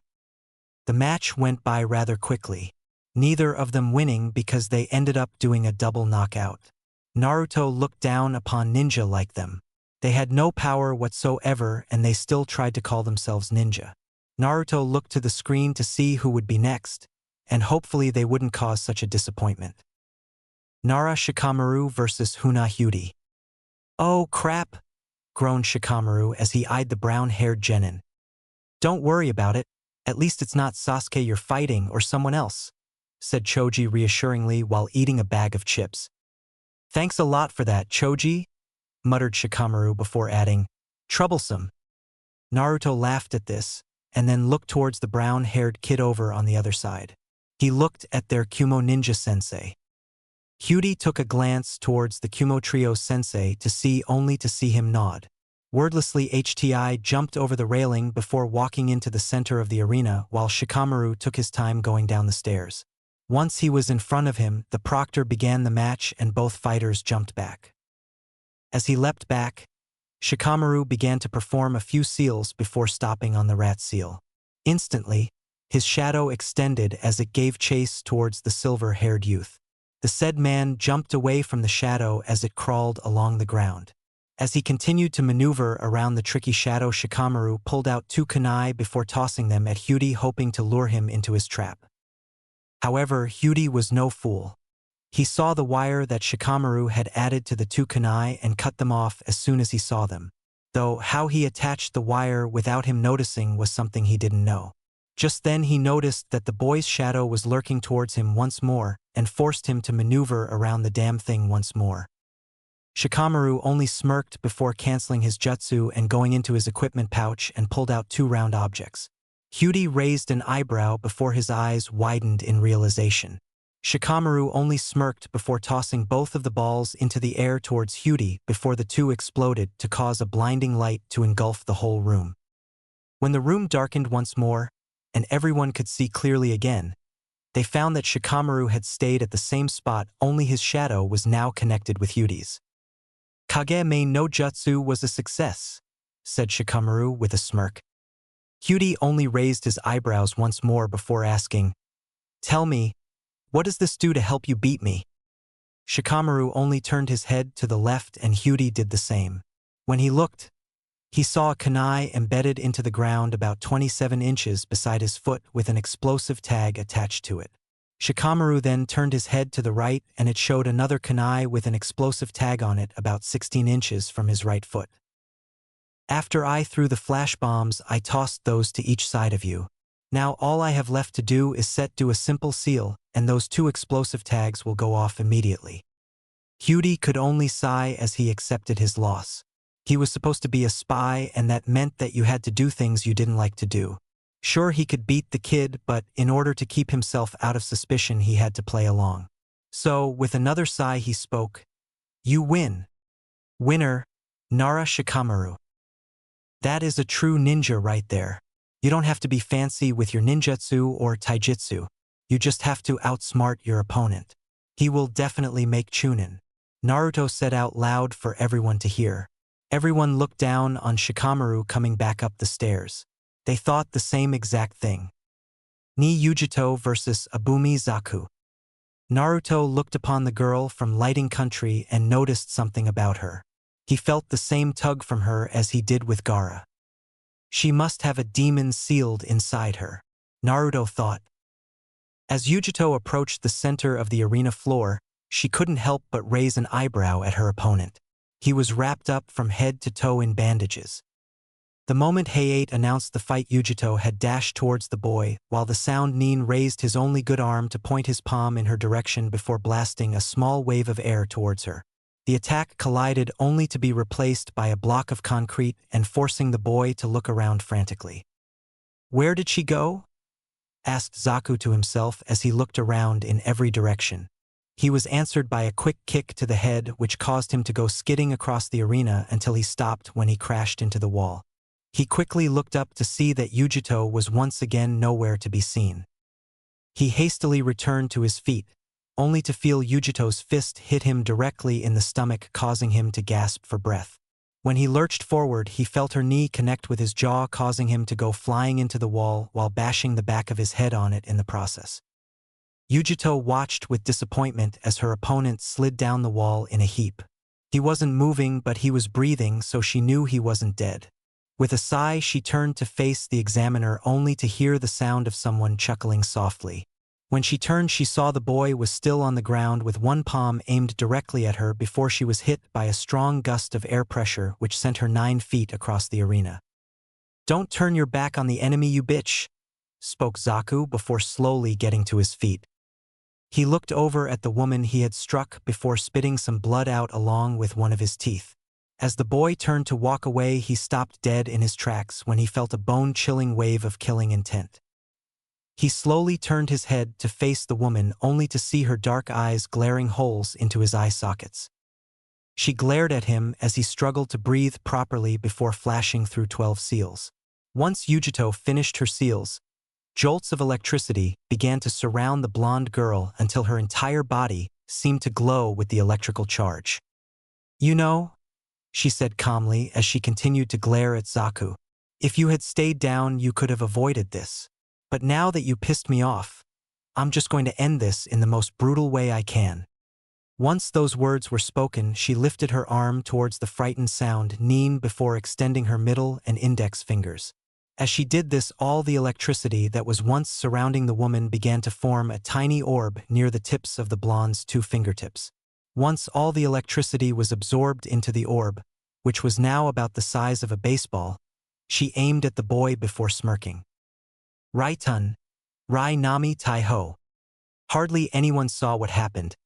All anyone could see and hear was a bright flash and Zaku's screams of pain as he was launched into the wall, with a streak of lightning following close behind him. As he hit the wall, Haku quickly rushed over to see that Zaku was twitching out of control while blood seeped from his nose, ears, and mouth along with the whole of burnt flesh was visible on his stomach. If this one lives, then he will not be able to function at all ever again. Winner, Yujito. So that is some of the power of another person like me, Naruto thought. He looked at Yujito walk up the stairs towards them, and as she passed, she turned to Naruto and blew him a kiss. Mizo, seeing this, got very angry, but kept it in. Naruto looked at Yujito, who had just blew him a kiss, and then looked at Mizo. He didn't need to see her face to know she was mad. He then grabbed her shoulder to calm her down. "Mizo, it's fine. Just let it go," Naruto said. Mizo just looked at Naruto and smiled under her mask. She looked at Yujito again, who was now looking at them. She stuck up her middle finger at Yujito. "Fuck you," Mizo said. "Sounds like fun, only if he gets to join," Yujito said, pointing towards Naruto.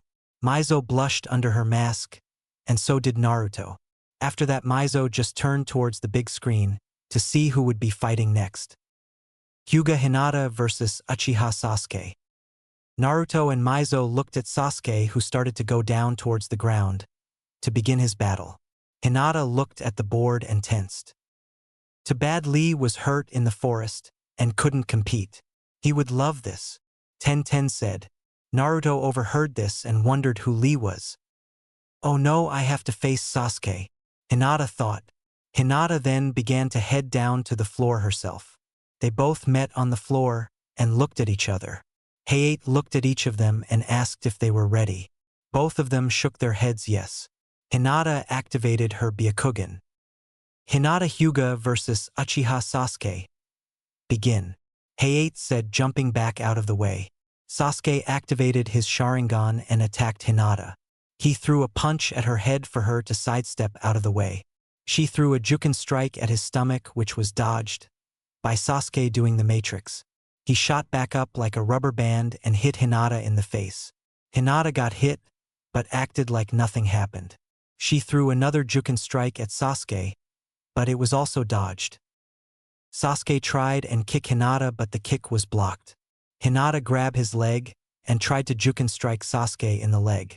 Sasuke, seeing this, turned his body, kicking Hinata with his other foot. Hinata let go of Sasuke's leg and jumped back. Hinata wiped the blood from her mouth.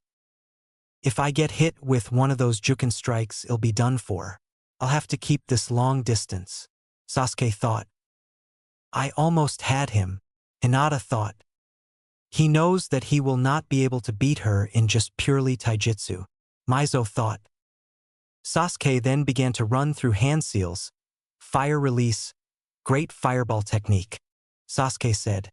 He then made a circle with his hand. He took a big breath and exhaled. Suddenly out of his mouth came a huge fireball. The fireball then headed towards Hinata. Hinata sidestepped it and ran towards Sasuke, who was still blowing out. Hinata threw a Juken strike at Sasuke's chest, but it was blocked by Sasuke hitting the side of her arm, knocking it to the side. Sasuke grabbed Hinata's arm and twisted it so she fell to the ground in pain. He then held it above her back. "Give her, I'll break your arm," Sasuke said. Hinata not gonna give up yet, threw another Juken strike at Sasuke with her free hand. It hit Sasuke in the right arm, knocking it limp. Sasuke in pain let go of Hinata, who jumped to her feet. Sasuke kicked her away when she got up, and they now looked at each other eye to eye. My arm is completely useless. The only for it to unblock is if it is hit like that again. She probably knows that, so I am gonna have to get her to hit it, but it might hurt. Who cares, I have to win this match to kill my brother, Sasuke thought. Hinata ran at Sasuke again and did a sweeping kick, trying to knock him off his feet. Sasuke jumped over her leg. Hinata spun back up and threw a Juken strike at his other arm. Sasuke quickly turned so the Juken strike hit his limp arm. Suddenly chakra could get to the arm and he could move it again. He punched Hinata in the face and then turned her around before she could react.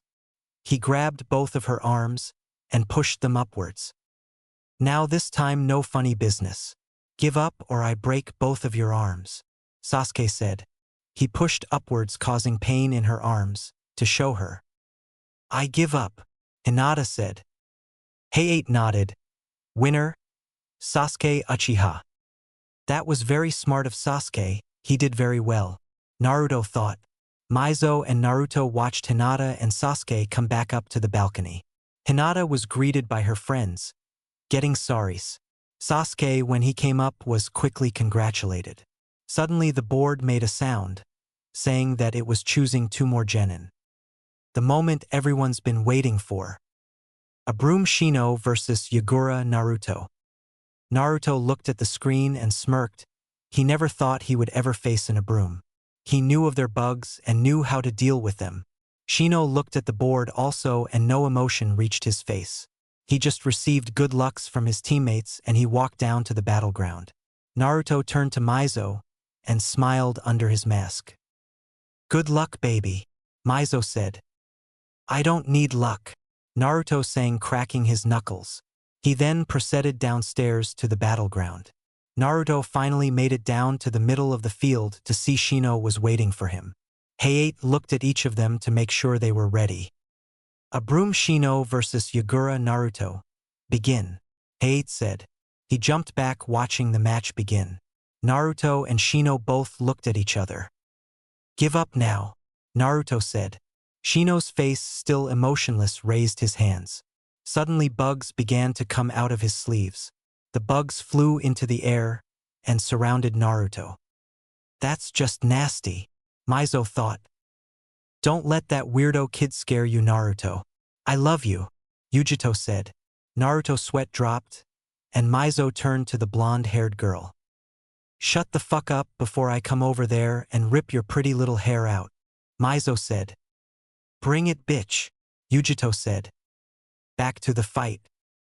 Suddenly Shino brought his hands downward, and the bugs flew towards Naruto fast. Naruto poured his chakra outward to create a chakra shield. The bug shit the shield and began to eat at the chakra shield. The bugs ate through the chakra shield quickly and attacked Naruto. Naruto suddenly disappeared. Where did he go? Shino asked himself.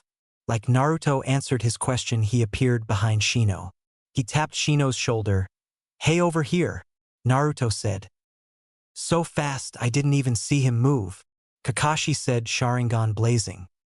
Give up, you can't win, Naruto said. Suddenly Shino's bugs attacked Naruto once again. Never, Shino said. Naruto then quickly threw a jab to Shino's spine. Naruto hit it directly. What he didn't expect was for Shino to burst into thousands of chakra bugs. The chakra bugs attached to his arm, and Naruto tried to shake it off. Shit, he got me on that one. I never expected that, Naruto thought. The bugs from earlier also came at him. He quickly released chakra from his arm to push the bugs off of him, and he jumped back. The bugs surrounded him on all sides. Shino suddenly appeared out of some of the insects outside of the dome of bugs. He looked at the dome and actually smiled, like he had just won the match. Inside the dome of bugs. Even though the bugs weren't touching him, because there were so many of them, they still began to drain Naruto's chakra. Naruto, smiling, let more of his chakra out and released a whole bunch of it. Outside of the dome of bugs. Everyone could feel the chakra coming out of the dome of bugs. Some couldn't believe how much chakra Naruto had, and he was still putting out more. Just who is this kid from Waterfall Village? The Hokage asked himself. Impossible, Shino said. Suddenly Naruto released so much chakra that it sent the bugs flying backwards. Once they were done flying backwards, they began to fall straight down. They had been killed because they ate too much chakra and couldn't stop eating. Naruto looked at Shino and smiled. Do you give up now? Naruto asked. Hayate-san, I give up, Shino said. Hayate nodded. Winner, Yagura Naruto. Everyone stood and watched a match won just by releasing a lot of chakra. They were surprised and scared of what Naruto could do. Naruto just smiled and made his way back up to Mizo. When he got up there, everyone was still looking at him. Mizo came up and hugged him. While they hugged, Mizo looked at Yujito through her mask. Yujito, knowing that Mizo was looking at her, moved her mouth to say fuck you. Everyone then turned to see the final match. Will the last two fighters come down here, please? Hayate said. Gaara appeared in a sand pile on the ground and waited for Dosu to come down. Hayate looked at both fighters to make sure they were ready. Sabaku no Gaara versus Yakamiki Dosu. Begin, Hayate said, jumping back. Mother wants your blood, Gaara said. You're fucked up, Dosu said. Suddenly sand came out of Gaara's gourd. It traveled along the ground, and then it shot itself towards Dosu. Dosu, who saw this, jumped back. He landed on the ground a little ways from the sand, but the sand kept coming after him. Dosu then took his right arm out to show everyone that it had a metal tube around it. Dosu quickly tapped his foot on the ground. Vibrating sound drill, Dosu said. Suddenly he put chakra into the metal tube on his arm. It amplified the sound of his tapping the ground by thousands. He then sent the wave of sound at Gaara. Sand jumped in front of the sound, but the sound went through, hitting Gaara head-on. Gaara screamed out in pain as his inner ears were being destroyed. Dosu, taking this time to strike, quickly ran at Gaara. The sand he ran through suddenly grabbed his foot, knocking him to the ground. The sand began to cover his whole body. He tried to get up, but it was useless. The sand was keeping him down. Naruto looked at Gaara. The demon inside of him is healing his ears. He saw with his Rinnegan that a massive amount of demonic chakra was going to Gaara's ears. When Gaara's ears were healed, he looked upon Dosu, who was covered from head to toe in sand, fighting to get out. He held out his hand and smiled. Sand coffin, Gaara said. Suddenly the sand crushed Dosu, ending the match quickly. Gaara smiled, knowing he had gotten Dosu's blood. His sand retreated back into the gourd on his back, and then he put the top on it. Hayate made his way to Dosu. He checked his vitals and noticed he was just destroyed. Winner, Sabaku no Gaara, Hayate said. The Hokage stood up from his position in his chair and ordered ninjas to bring in a machine. The ninjas set the machine in the middle of the arena and left. Now will the winners come down here to the arena? The Hokage said. Everyone that had won their matches came down to the arena. Yujito passed Mizo on the way and stuck her tongue out at her. Yujito then went up to Naruto and kissed him on the neck, and then went up to the front of the line. Naruto held his neck, just being kissed. He turned to Mizo, who was now about to go and fight the girl. Mizo, just let her go. She's trying to play with you. But she kissed you, Mizo said. Yeah, on the neck. Let's just listen to the Hokage, okay? Naruto said. Mizo, still glaring at Yujito, listened to the Hokage. Now this machine has many different balls with numbers on them. It is kind of like bingo. You will activate the machine, and it will pick a number for you. Whatever number you get will tell us who you will fight in the finals. Now will the first person please step up? The Hokage said. Yujito stepped up to the machine and activated it. Took a few seconds, but a ball came out of a slot, and she went and picked it up. She showed it to everyone. It was a 6. Everyone did this and then looked to the Hokage for who was going to fight each other. We have put everything in, and if you look to the screen, you will see who you will be fighting in the final exam. the Hokage said. Suddenly the screen popped up with the results for the matches. Yugura Naruto versus Sabuka no Gaara. Takaini Maizo versus Ni Yujito. Ten versus Uchiha Sasuke. Akimiki Chuji versus Hyuga Negi. Shikamaru quickly noticed he wasn't on the screen. Hayate-san, why am I not on the screen? He asked. Since we have an odd number, you will face whoever wins the fight between Yugura Naruto and Sabaku no Gaara, Hayate said. Shikamaru nodded his head. Yujito and Maizo glared at each other. You're going down, bitch, Yujito said. Maizo just flicked her off and hanged on Naruto's arm to show her he was hers. Naruto's sweat dropped at this and turned towards Gaara. He's the one Orochimaru said would help him win this invasion in the file. I must kill him in the finals. I will deal with it if his demon comes out, Naruto thought. Now since you know who you will be facing in the finals, I bid you good luck. The finals will be held a month from now in the stadium in Konoha. Practice and learn new things, so you can be well prepared for the tournament. Now Hayate will escort all of you back to the main village, the Hokage said. Hayate nodded his head. He began to walk towards some doors. Will everyone follow me, please? Every genin who was still in the room began to follow Hayate. Hayate led them through long passageway and such. Took them about an hour before Hayate stopped in front of two double doors. He opened them to reveal that they were in the academy. Everyone who won went out into the streets to go find their family to tell them how good they did. The ones who didn't win still went to go tell their parents. Maizo and Naruto walked hand in hand down the main path in Konoha. Suddenly 6 figures appeared in front of them. Naruto was once reunited with his paths. Did they find anything? Maizo asked. No, wherever Orochimaru is hiding he is doing pretty well at it, Naruto said. Maizo nodded and they went to the hotel that the paths had been staying at. They went up to the paths' room and sat on the couch just loving each other's company. They began to make out, but before that could happen a summoned bird appeared in front of them. Naruto and Maizo turned towards the bird and had pouting faces on because they hadn't gotten to the good part yet. Are you Naruto Uzumaki? The bird asked. Naruto and Maizo perked up hearing Naruto's real name.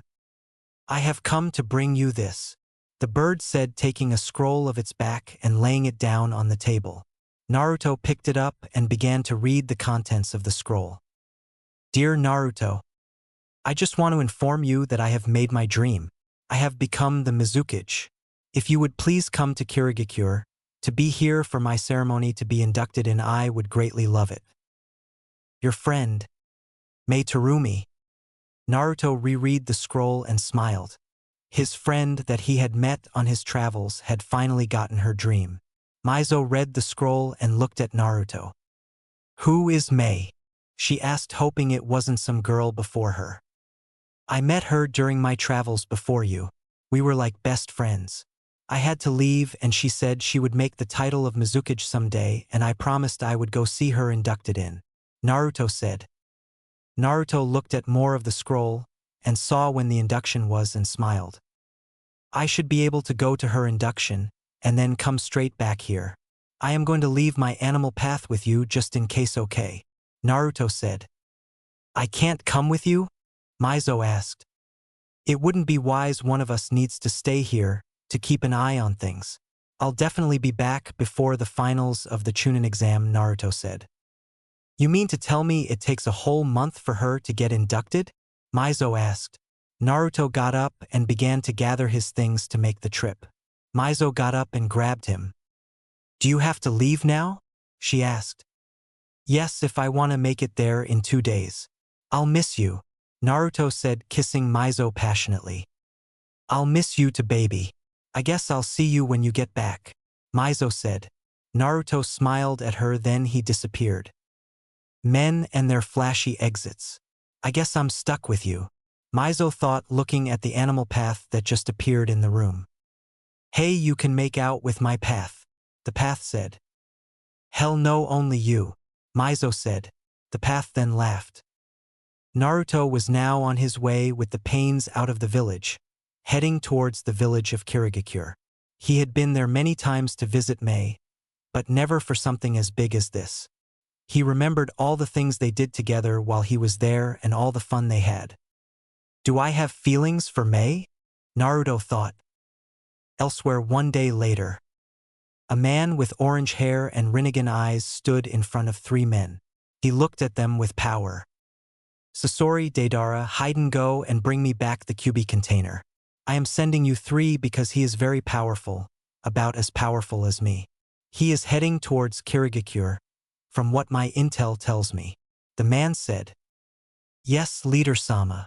All three of them say, Good, now go.